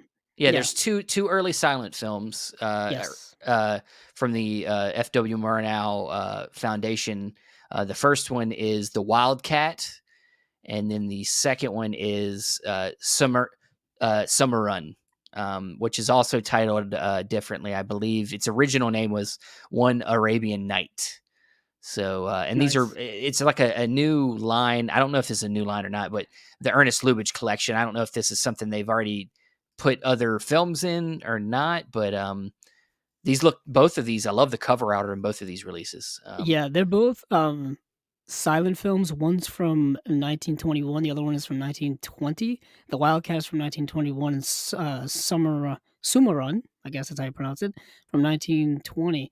And, yeah, I give me all the Ernst Lubitsch we can get. We had 2 releases from him last week with Indicator that we talked about with Celeste, and now we've got 2 this week, much early on in his career, put out by Kino Classics.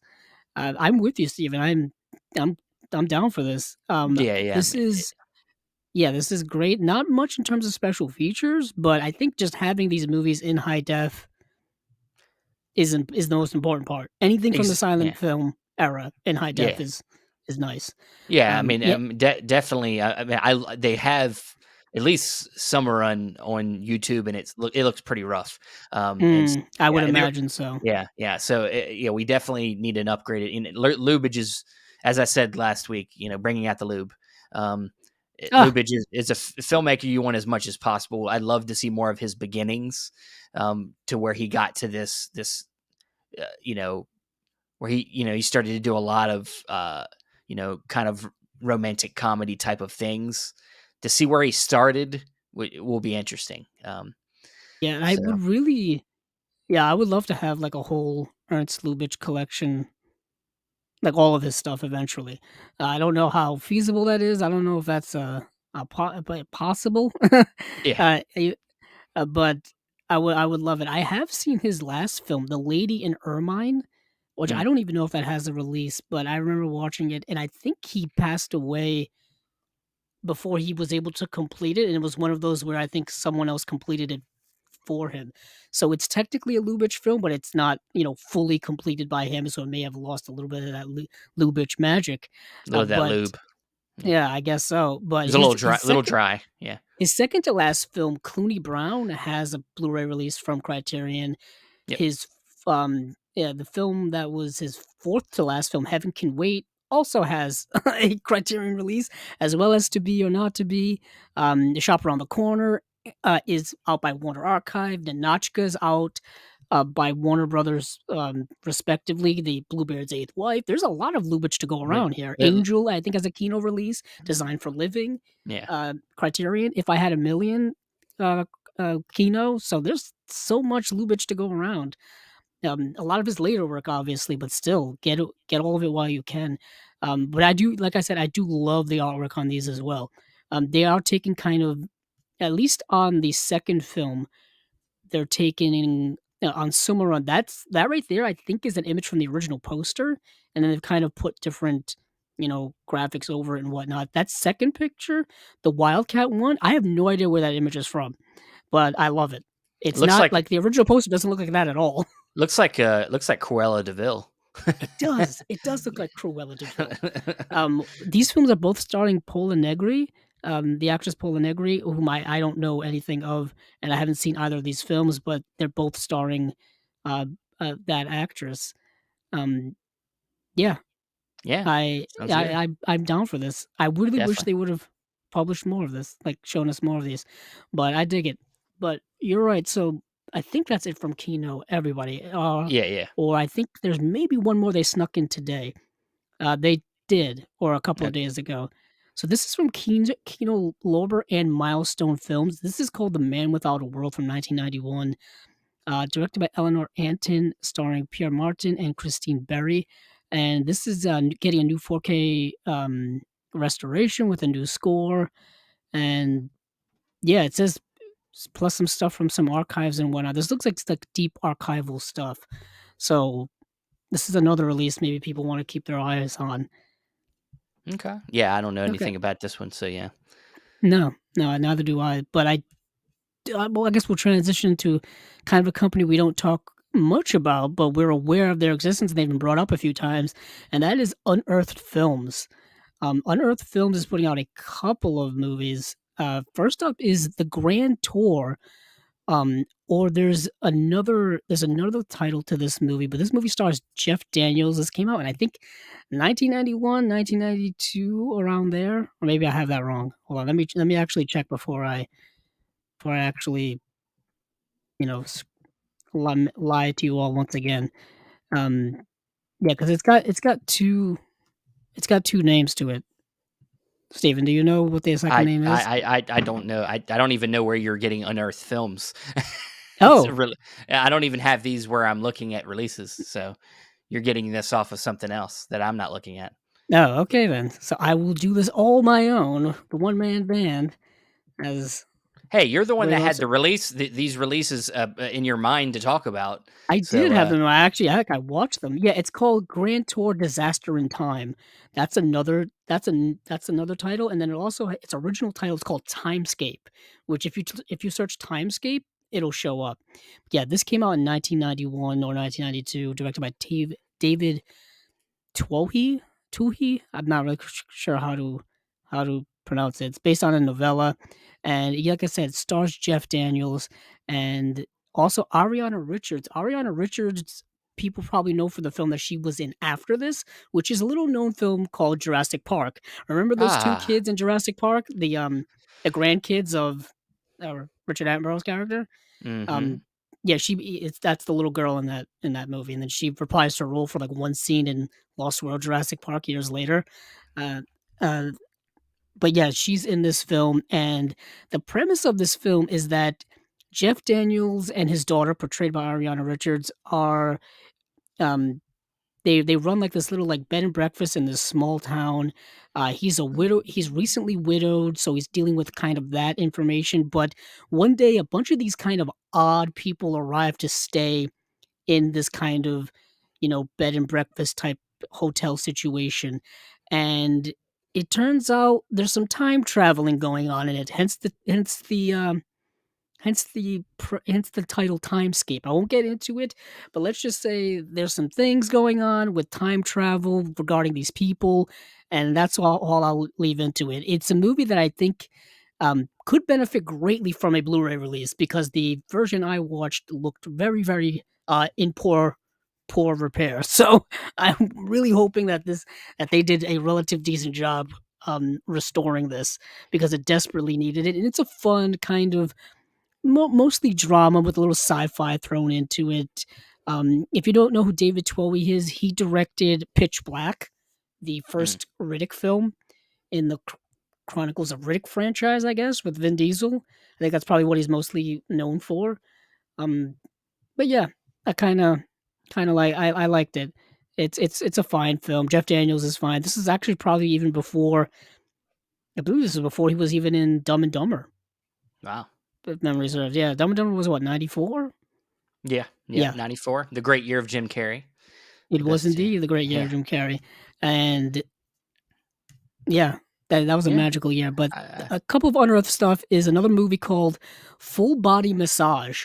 Now, this is a TV movie, like we were just mentioning TV movies, but this is directed by Nicholas Roeg. Came out in 1995, and I believe this was on Showtime. For those of you who have the premium cable channel Showtime, I guess they've been around for quite a while. And this movie is directed by Nicholas Roeg, who we brought up last week when we talked about The Man Who Fell to Earth, the David Bowie film. Uh, this movie is not really quite like that, and this movie kind of took me by surprise because it's supposed to be kind of an erotic, pay cable type of movie. When you see the cover of this, it's a woman in a rather erotic embrace, um, with this masseuse guy. So you're kind of thinking what a lot of people were thinking, but it's not really that. Yes, this woman is incredibly attractive and she's getting a massage the whole time. And there's quite a bit of nudity and sexual things going on. But this whole time she's getting a massage in this movie, she's talking to the masseuse about like life and philosophy and like big life issues and things like that. They're having this intellectual conversation for an hour and a half in this film. And it's just going into so many different things about her life and relationships and what she thinks about them and whatnot. So it wasn't quite the erotic film that the cover is presenting it to be. So it was a little bit more than that, which was kind of surprising. It's a bit slow, maybe a little bit boring to some people, because there's like it's like My Dinner with Andre, but with nudity and Mm. and massaging going on, and sexual situations at times. So think of it like that. But I just thought it was interesting that it's a Nicholas Rogue film from the mid '90s, Yeah. and yeah. That's yeah. I mean, if I mean that title, that title got me in. I'm I'm gonna be To be honest, yeah. but yeah, when you look for and when you type, I don't like the title. You know what I mean? Because full body massage can mean anything. Not only that, it's so plain and like what I mean. It needed a better title in my opinion, but I don't know. I kind of I like the movie for what it is, but Unearthed Films did have a few other things. They're putting out like a limited box set of Death Escort Service movies, and they're putting out the full trilogy plus Death Escort Service Point Five made specifically for the box set. I know absolutely nothing about these films, other than I think the first film is a short film, um, and it's like 70 minutes long. Yeah, Death Squad Service, and these films I think came out in like 2015, 16, 17 type times. I think they're kind of like low budget horror films. That's what I'm getting. Okay. All And right. yeah, they don't have very high ratings on both IMDb or Letterboxd for those of you interested. But this is a box set of all those films. All right. Yeah. All right. Yeah, Well, it's like anything Death else? Squad. Yeah, I'm just saying Death Squad Service Part 2 is called Naked Dead, if you need to get a kind of a reference to, like, what's going on in these films. I'm assuming it's kind of like C-budget horror nudity type films, exploitative, you know what I'm talking about. Um, but yeah, I think so. And that's just me just guessing. Guessing, guessing, Oh, guessing, and then lastly here from Unearthed Films is a movie from 2008 called Dead Girl. Two high school boys discover an imprisoned woman in an abandoned mental asylum who cannot die. Don't go into those mental asylums, people. Just don't do it. Nothing it's good yeah. happens in there in these I movies. Nothing good. yeah. You never know when they're gonna assume they're gonna say that you're insane and they're gonna make you stay there. Um, Oh yeah, yeah. like the Steven Soderbergh movie Unsane, Yeah. where that woman went in just for kind of like a mental medical like checkup or something like that, and they end up tricking her into signing papers for her to be admitted to a I mean, psychiatric hospital. there's No, tons thank of you.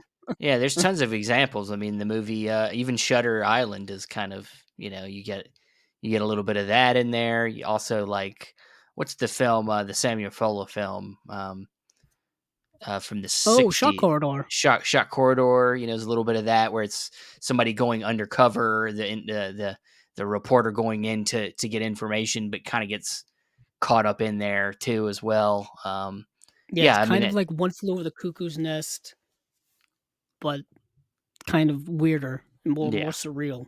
yeah, but So I think for yeah, Unearthed Films, and there's a couple from MVD that I wanted to talk about. okay. MVD is putting out a couple of things. Actually, they're putting out at least two. The first one here is actually how do I say this? A re-release that was a Vinegar Syndrome archive title, a VSA title that sold out a while ago, and that is LA Wars. I remember when LA Wars came out from Vinegar Syndrome and people scooped that thing up during Black Friday sales like they were going out of business. And that thing has been sold out for a long time in every version, standard, slipcover without numbers on it, just every version of that. That thing's been long gone. You can probably buy it on eBay and whatnot or find it here or there, but MVD is re-releasing it, and I got to watch it, and it's about as fun as everyone has says it is. LA Wars is a movie, set in, Los Angeles, no big surprise there, and basically, it's a movie where I like, local organized crime and, like, a new drug dealer type of cartel thing, goes to war against each other, and then the police are kind of stuck in the middle, and it's based off of a character who's an ex-cop who got kicked out of the force for I think he beat somebody to death when he wasn't supposed to, some criminal piece of crap, Ah, mm, so he's like a tough, no nonsense, dirty Harry type cop who doesn't, take the law serious, but of course the cops need this type of guy to go after these bad guys because they can't stop this war that's going on. So he's gotta go undercover and, like, find out information and figure things out, and of course, he ends up falling in love with the daughter of one of the organized crime guys, and this whole big thing happens, but it's fun and entertaining as hell to watch. The movie clocks in at about an hour and 28 minutes. Um, yeah, no, it's just perfect, tons of perfect. fun. Perfect. It's a perfect Yeah. kind of, like, hangout movie with friends and whatnot. But it is getting, like I said, a re-release from MVD with a lot of special features, actually. New audio commentary, new video commentary. I'm not quite sure how it matches up with the Vinegar Syndrome release. So that, if you already have the Vinegar Syndrome release, you probably may not even need this or want this. If you missed out on that, you don't feel like paying the third market super duper prices, then you can kind of scoop this up and still have the movie in high def as well as some special features. So yeah, it's LA Wars. I don't know if you ever got to see it, Steven, or if it was N- ever I don't know if Vinegar Syndrome was on our radar back in 2020. no, not quite, but you kind of gave me a little bit of a glowing review there to want to Mm, check it out. So, good. yeah, I will have Yes. to watch that. I forgot where I think it's streaming on Tubi. It sounds like a Tubi movie. Yeah, it does sound like a Tubi movie. Something that would stream on Tubi. Um, yeah, I definitely enjoyed it. I know it was one that was super popular and still is super popular amongst Vinegar Syndrome enthusiasts. Um, yeah, All so right. that's that. So MVD also has another thing that's coming out, which I have to look up. Would have been nice if I had like prepared for all of this. Well, it's Eh, there's a lot of places are all over. All these announcements are all over the place sometimes. yes, they Um, are. I gotta remember where I saw this. Um, I think you're looking for it was like some softcore porn stuff. That was oh that's what it was, wasn't it? Didn't they MVD had a softcore porn double feature? no, that was those were the DVDs that you had mentioned before. Ah, Oh, I'm talking about um, Redline. oh, is that them? Okay. Yeah, that was them. So Redline, yeah. So this movie Redline from 2007. This is a how do I say this? A B action movie in the same vein as Fast and the Furious. But if you like can't afford Fast and the Furious money, you make this movie. You know what I mean? Like it's like a Sure. Fast and the Furious going in 60 seconds. So here's the synopsis from IMDb. A gorgeous young automobile fanatic and front to the hottest unsigned band on the West Coast finds herself caught up in illegal drag racing competitions organized by exotic car fanatics. Okay. It Yes. Um, sounds not interesting at all. it's it's fun for 90 minutes. It's not well acted, not well written. The editing and filmmaking is not great. I think this director only directed like 2 things in his career, and I think this was one of them. He's mostly known for doing stunt work on other movies like Rush Hour, Rush Hour 2, Shanghai Noon, the Shang-Chi movie he did stunts on. But yeah, he's like a fight coordinator guy who got to got to direct a couple of movies, nothing really of note.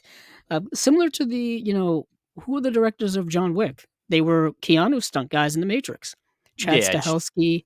Yeah. and the other one that I can't remember. But back to Redline, this movie stars names you'll probably may recognize: Eddie Griffin, Kind of. Angus McFadden, who was in Braveheart with Mel Gibson. He played Robert the Bruce in Braveheart, and he's an actor whom I've always kind of liked, and he's always kind of shown up in movies randomly.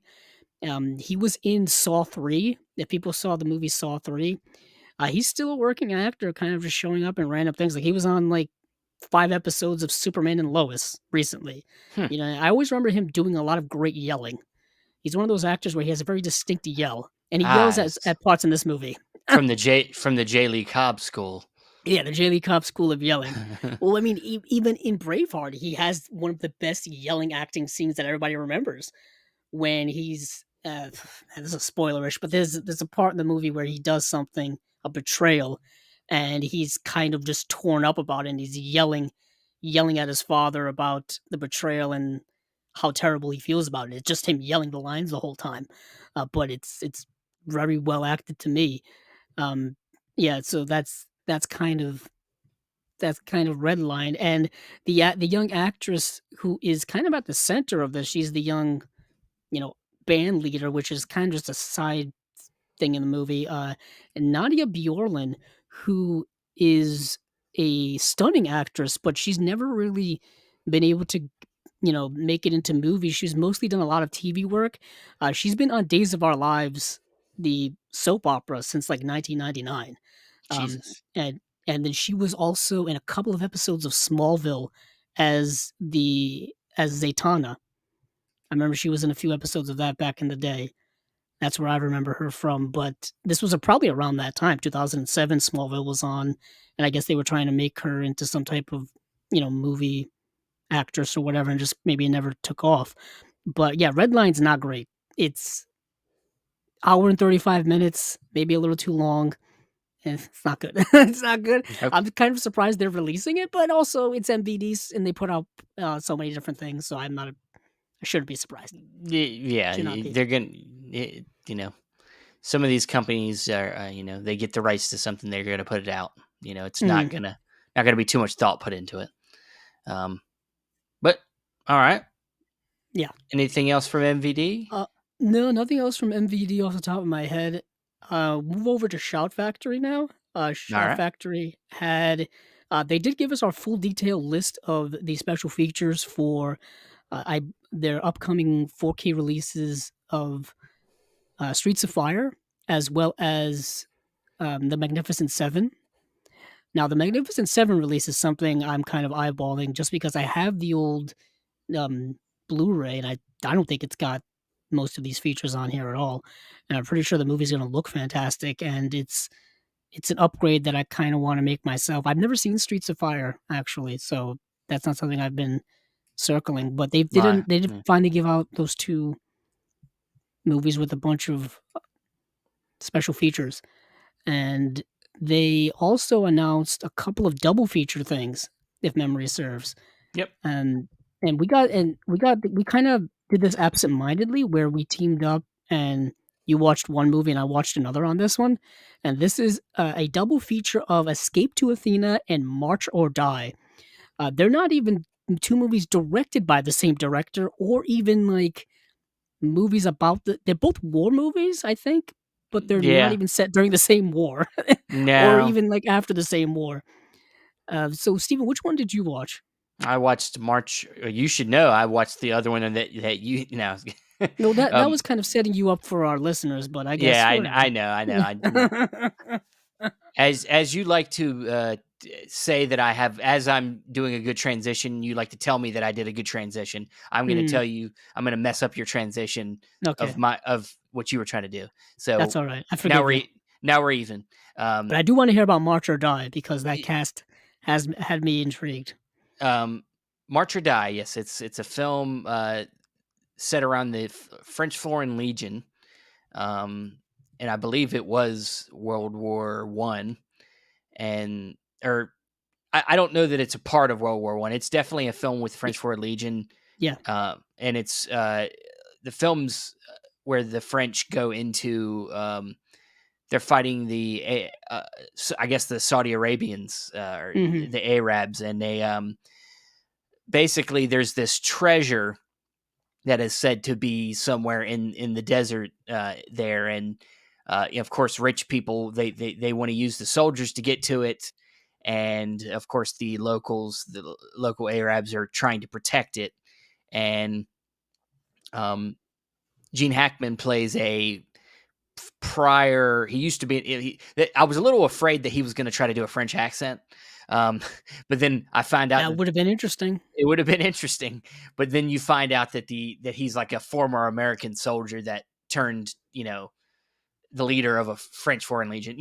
What you gather through the film is that the French Foreign Legion basically takes in anybody. They don't they don't just have French soldiers. They literally take Yeah, basically anybody that they'll make a soldier. Like they're yeah. in the story, I was, there's a Russian that gets pulled into the French Foreign Legion, basically made to do it. They don't have really any choice.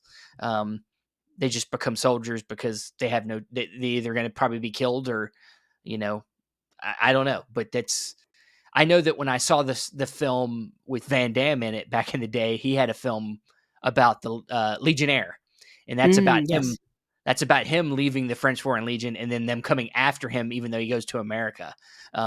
So like apparently, you leave the French Foreign Legion, they'll come after you.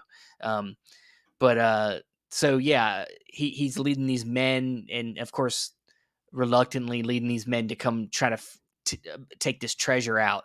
And you have Max von Sydow, who plays this bureaucrat who's the leader of this kind of wanting to dig up this treasure. And um, I really kind of enjoyed this movie. I would say, the first half is a little bit slow to begin. The end of this film, there is a great war scene, where they get to where the bury site is, and then all these just Arab soldiers just attack them from all sides, and it's pretty well staged. And I, I guess one of the more problematic castings in this movie is Ian Holmes plays one of the leader of the Arab soldiers, and yeah, yeah. He's he's white British Brit- guy. Yeah, white British guy. shocking. So problematic there, but um, I mean, I don't think this movie really stands out performance wise. I don't know that I could look at any of these performances in the film and it really like blew my hair back. But I think that the thing about this movie, and I think a lot of films, I think this double pack, what it's kind of featuring here is these kind of wide scope adventure kind of films, like a Yeah, Lawrence of Arabia type thing, where they shot on locations a lot, very lavish sets, and I think that you get that at least from March or Die. I think you really get that.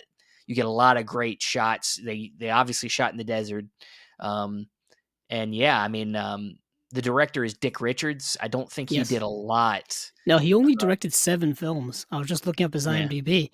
Coincidentally, one of the films that he did direct was Heat, the one starring, um, um, Burt Reynolds, and we talked yeah, they about just that a little while yeah, ago.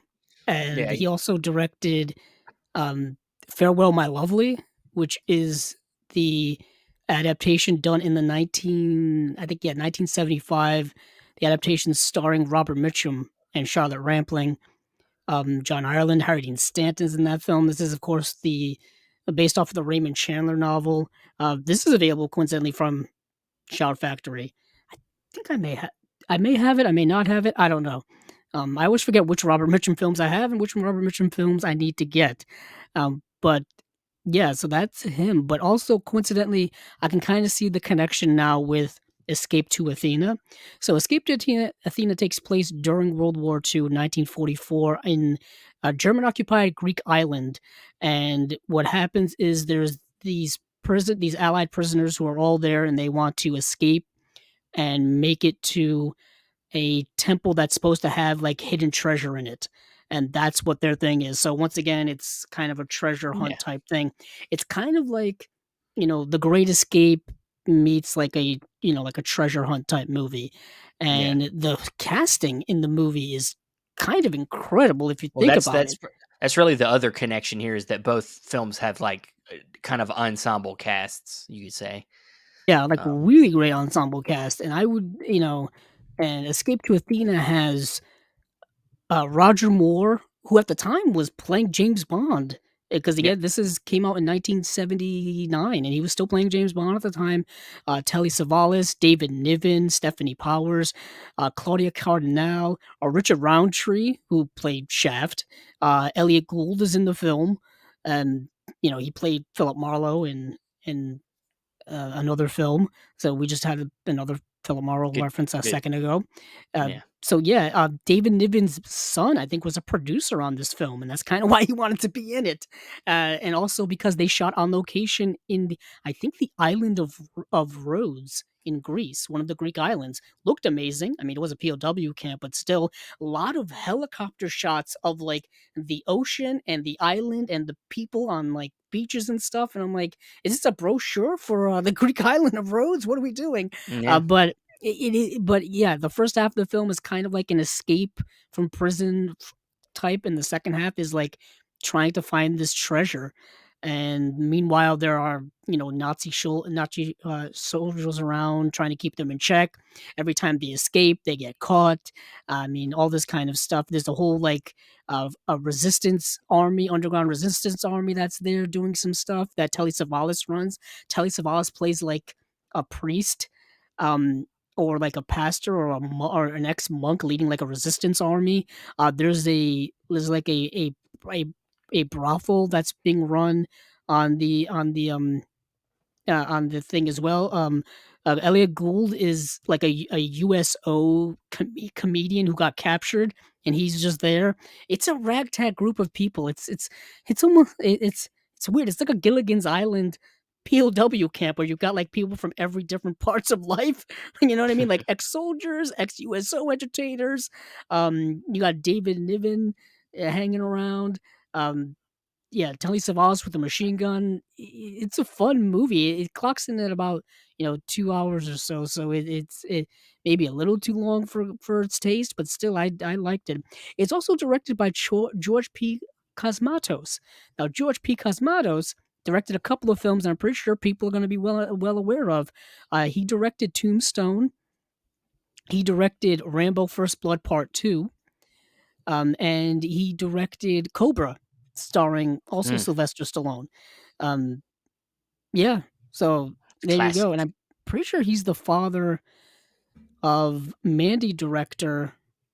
Um, what's Mandy's director's name? Don't I forgot his ask me first to. name. Don't ask I me know to his last name, pronounce it. Panos Cosmatos.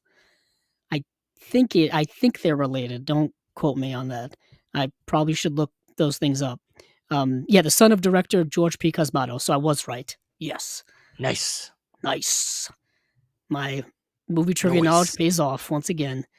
Um, so yeah, so that's that two pack, and then there's another two pack coming out that was announced I think last week that we forgot to talk about. And that isn't it called the Dance of the Damned and It's Dance Dance of with Death? Death, Dance with Death, and Yes, Dance with the Damned. yes. So I got to watch um the Dance of Death. That's the one I got to watch, um, because I kind of actually coincidentally the other one sounded way more interesting. But Dance with Death, um, the cover of this was very. I guess both of them are very scintillating. I guess that's the whole point.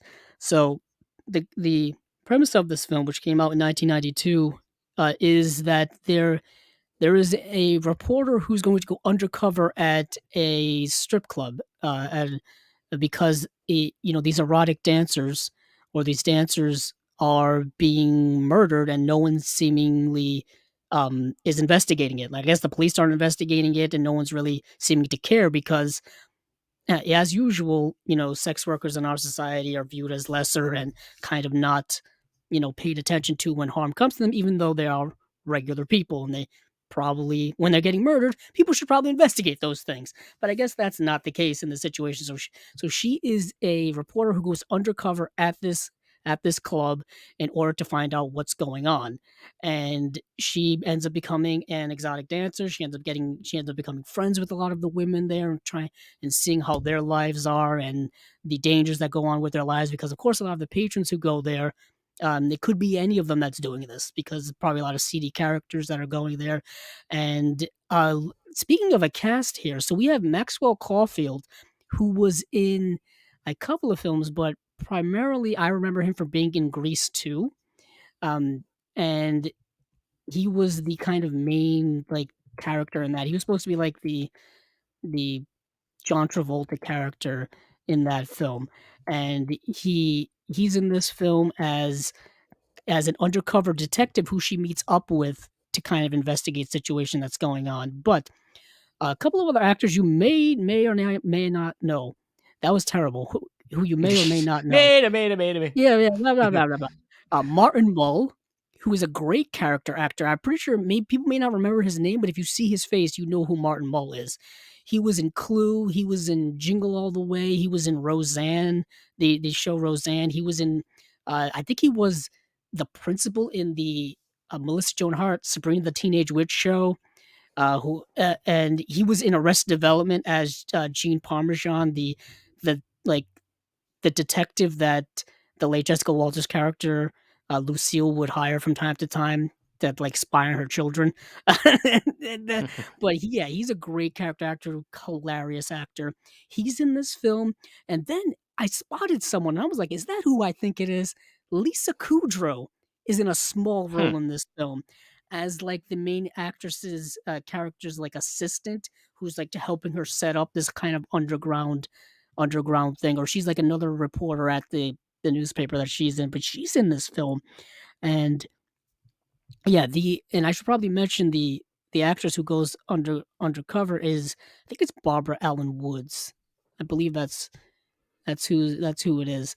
And yeah, so you kind of just try to go along to see who's the person committing these crimes. You know what I mean? So you got a little slasher in there, maybe a little quasi giallo with the murdering and whatnot, and twists and turns. So yeah, it's fine. It's a fine film. It's not great. The acting's not great. The script's not great. But it's not bad. It's not bad. The other film I did not get to see. So unfortunately, I can't really say much about it.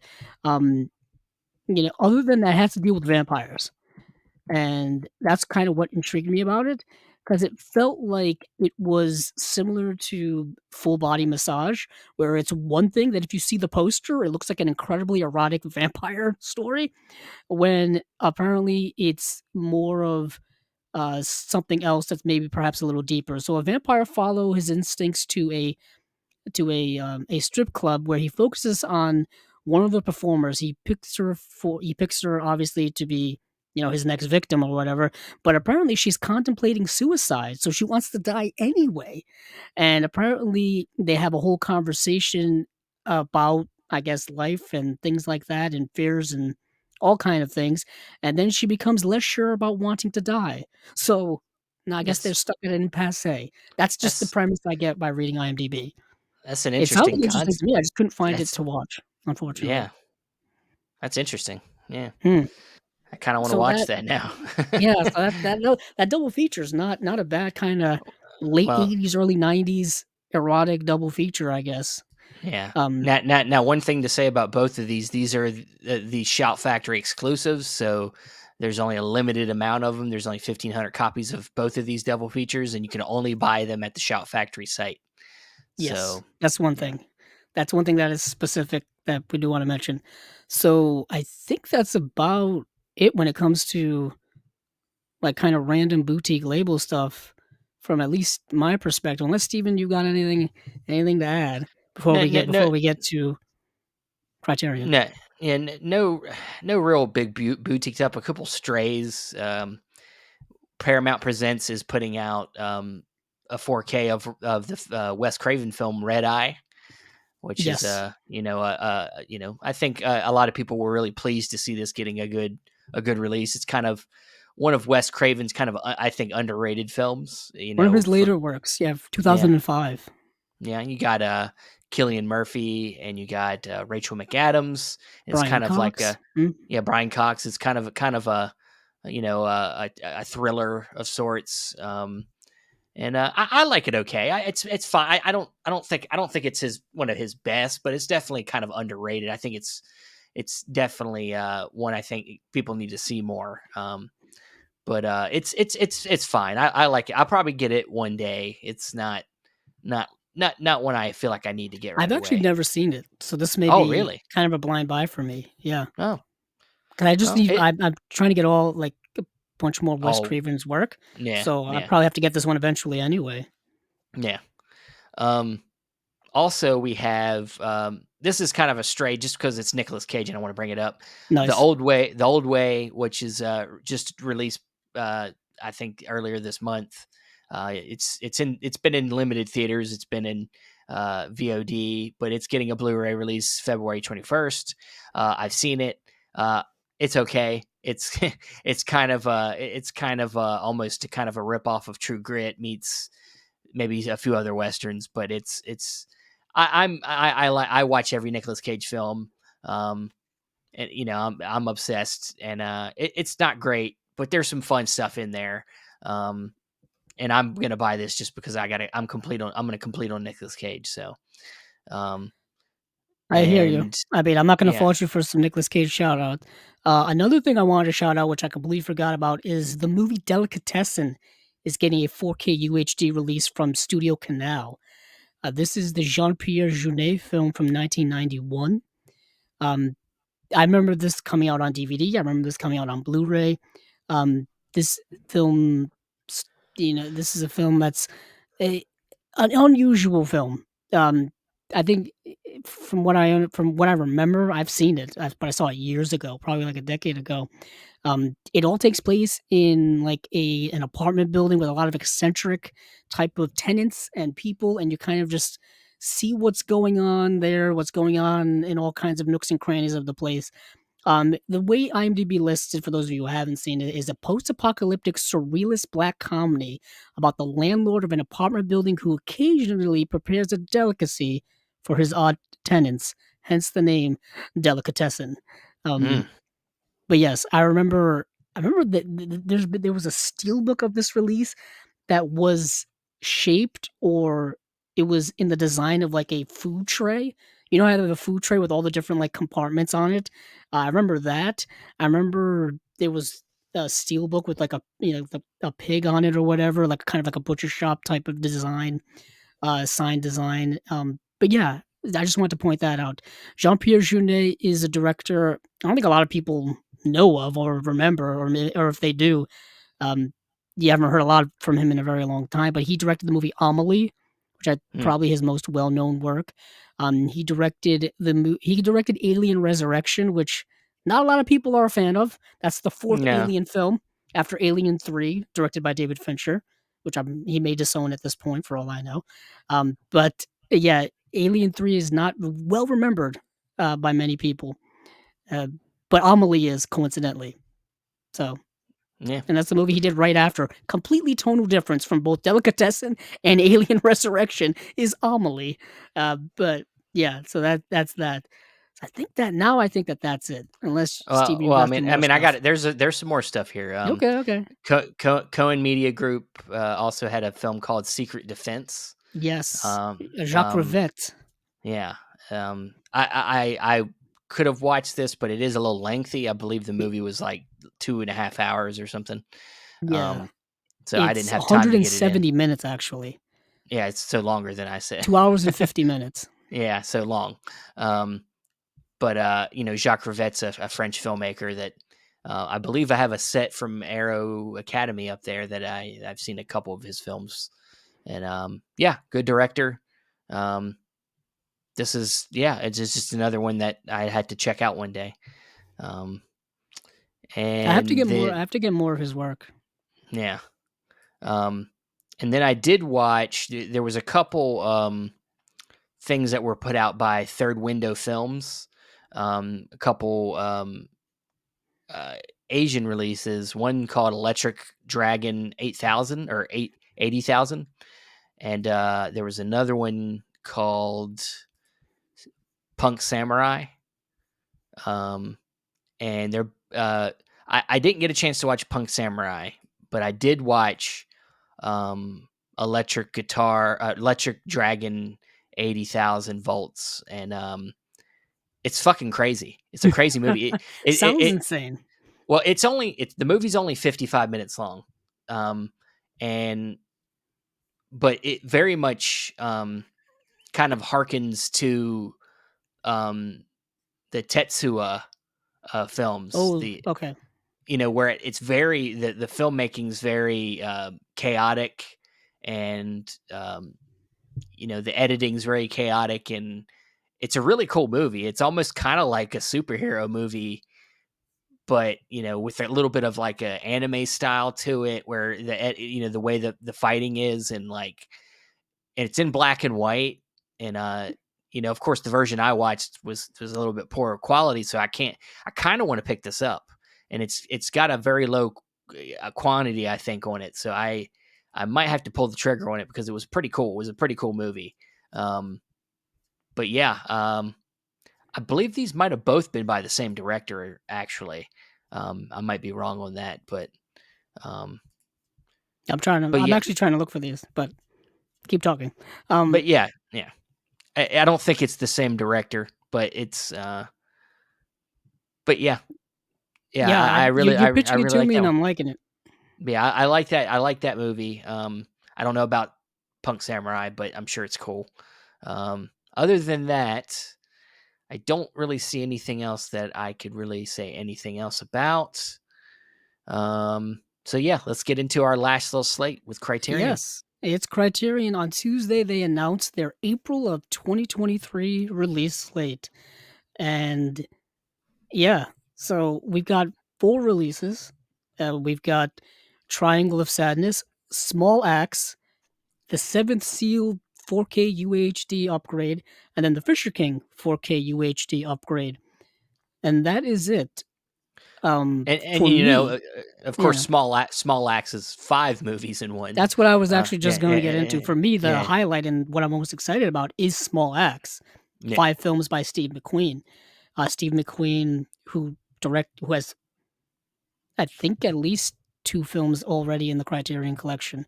I'm I, thinking th- of Hunger, and I'm thinking of, I think Hunger's it. is that Hunger's it? Why Yeah, I now think he's got a ton more. Um, but yeah, it, the 5 films that he did, these were all like, it was odd because I think they were technically television movies in the UK, but here in the States, they were acquired for distribution by Amazon, and Amazon put them on their Prime streaming service.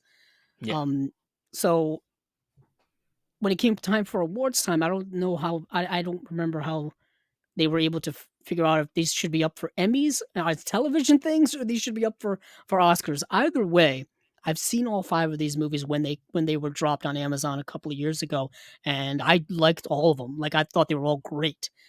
These all came out in 2020. They are Mangrove, Lovers Rock, Red, White, and Blue, Alex Wheatle, and Education, and um they're all dealing with uh, like, how do I say this, Stephen? Like the culture of like West Indian Caribbean immigrants into the UK, their culture, how they're treated in that society, how they're how they're kind of lived in that society in England and whatnot, and all those things. So they're all a look at a certain group of people that I don't think get a lot of screen time on screen. That specifically geographical area of the world, and you get into a lot of different social things going on all the way from the 60s into the 80s. These movies kind of span from anywhere between the late 60s and early 80s. Like Mangrove takes place in the late 60s, and it's set around a Caribbean restaurant that's constantly kind of harassed by local police, obviously because of racist reasons and prejudice reasons, bigoted reasons. And then of course there's big kind of protest and like civil rights type of issues going around, and stuff like that.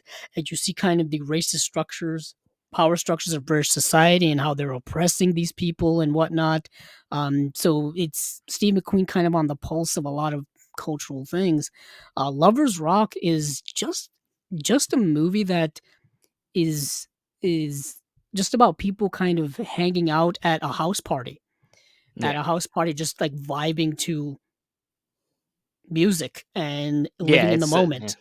Yeah, that one's, I think, definitely more about the pulse of the young people, Mm, and instead of a lot of the, where their minds are with all this, and some of these other ones are a little bit more, heavy.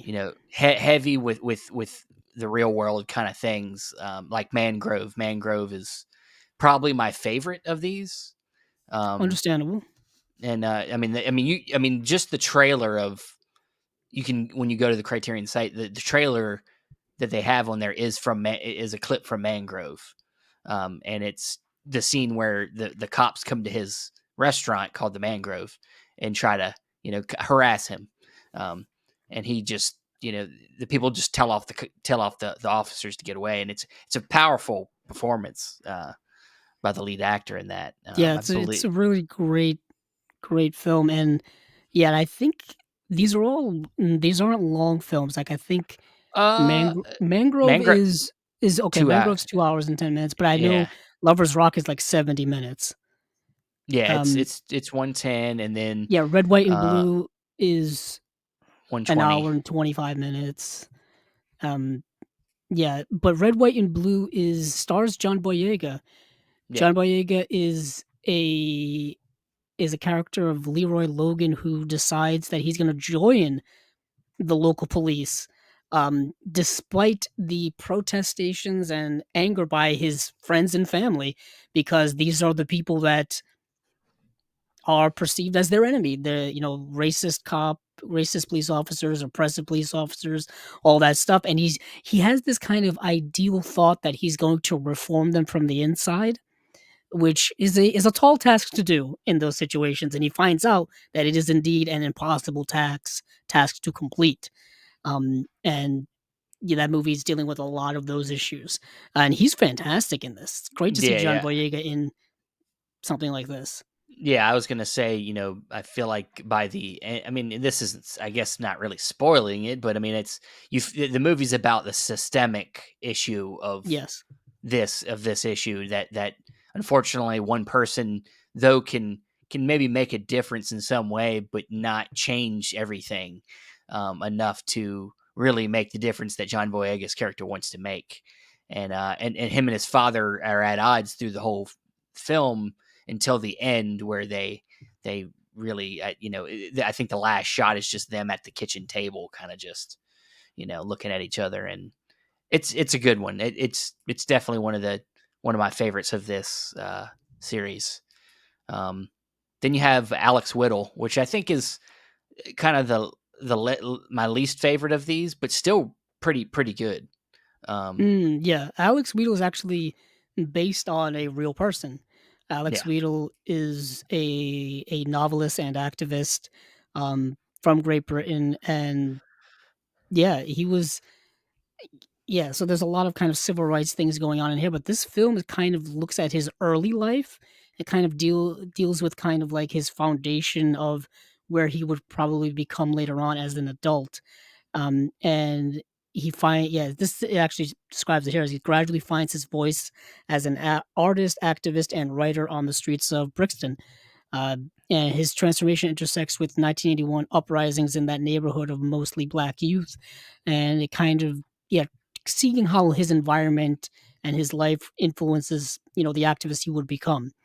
And then the last one here is education. This one is fascinating to me, because it reminds me a lot of something that a Ken Loach would do, or yeah, some or director like that, dealing with Great Britain's societal problems in a systemic basis when it comes to the ineffectuality of it all.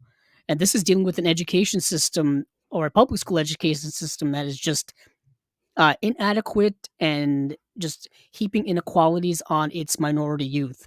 And basically, this takes place around a young boy who is put into kind of like these lower, I would say like remedial classes or something like that, where he's clearly in the wrong place, and clearly the children that are there are in the wrong place, and they're only put there because the system is shitty. You know, the system Yeah. doesn't function right to put these children in the correct educational places that they need to be.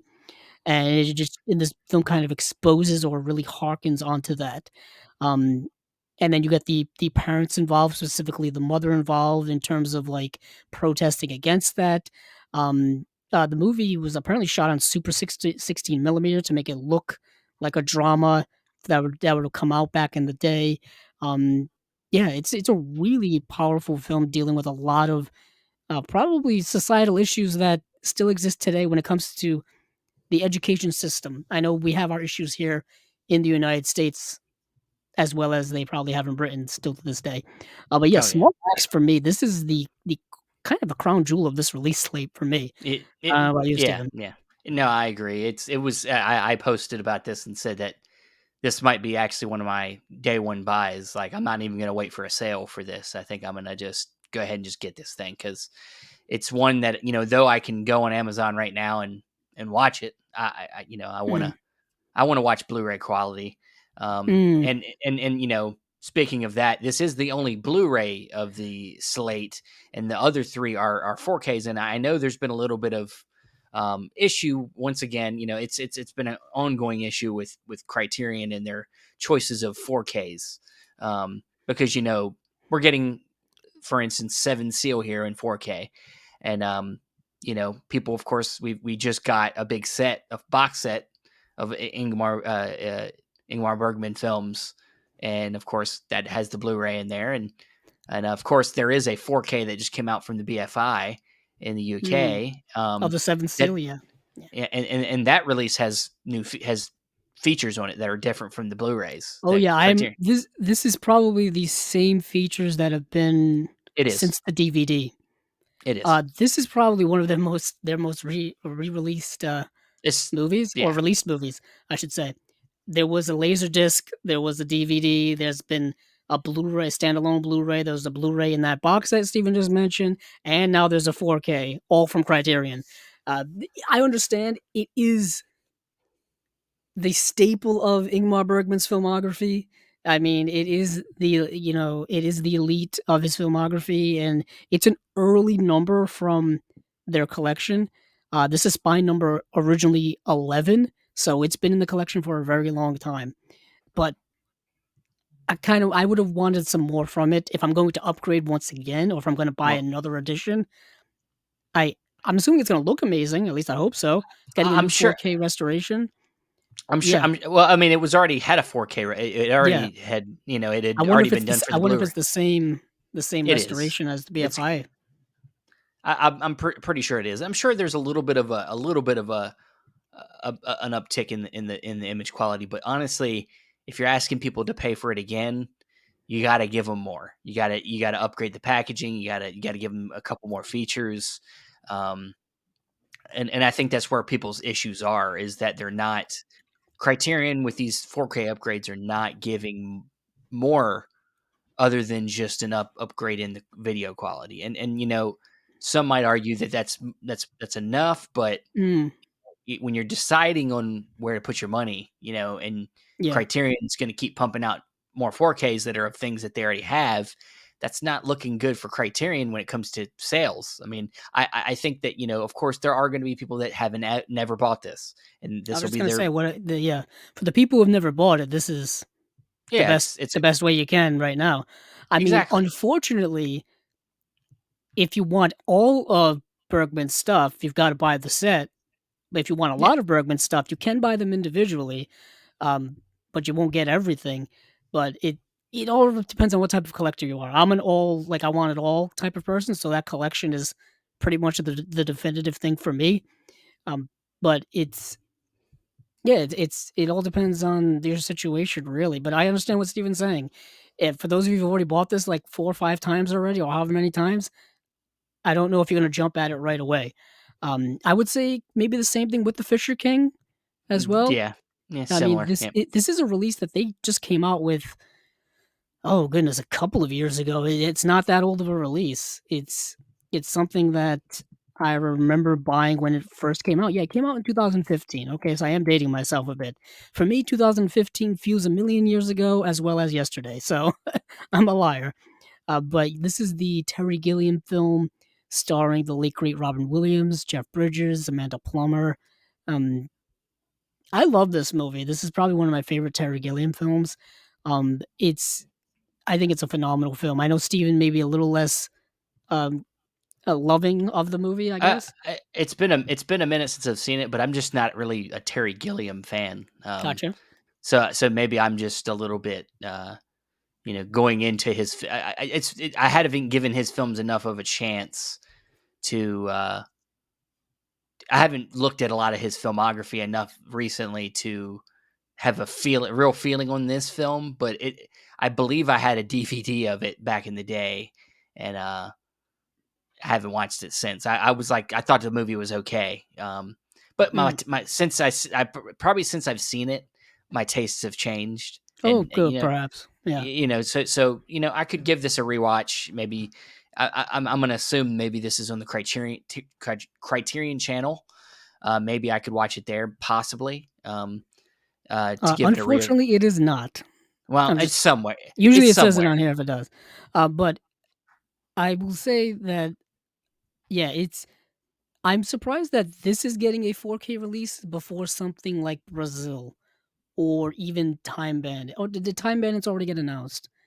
Um, I have to look it up. Maybe. Yeah, let me look that up. But um, something like Brazil, really surprised Criterion hasn't re-released yet, because they've yeah, Time Bandits has not been announced yet. So I was right. And that's an even older Blu-ray release from them than this one. That one came out in Oh yeah. 2014. Um, it's yeah, I would kind of shocked not Brazil because I know right now, Criterion. Some companies are beating them to the punch when it comes to releasing some 4Ks that they have in their collections. So I'm wondering if Brazil is going to be something that like a Kino announces tomorrow or something, or Yeah. some other company announces um, sometime soon and kind of beats them to it. It would be a shame just because I think Brazil is Terry Gilliam's probably best film in my opinion. I know it's probably my favorite of his. It's the film that I know they've released so many times. I had the DVD of that. I've had the Blu-ray of that. Universal has released the Blu-ray of that twice, I think, by themselves. Um, yeah, so I don't know what the situation is with that, but when it comes to the Fisher King, if you don't own the movie yet, definitely buy this version of it because it'll probably going to look the best, and it does come with the Blu-ray already. For those of you who have it, there's nothing. I don't think there's anything new. I think it's the same special features that have been around since 2015. So yeah, but Yeah. lastly, here is a newer film, and that is Triangle of Sadness by Ruben Ostlund. Both of us have been fortunate enough to actually see this movie Yeah, we because we talked about it last week. oh, did we? When we teased it, when you got Oh, we teased, did remember? think about it, yeah, Yeah, yeah. yeah, it's But the yeah, Ruben yeah, Ostlund film, yeah, won the Palme d'Or. I like his work.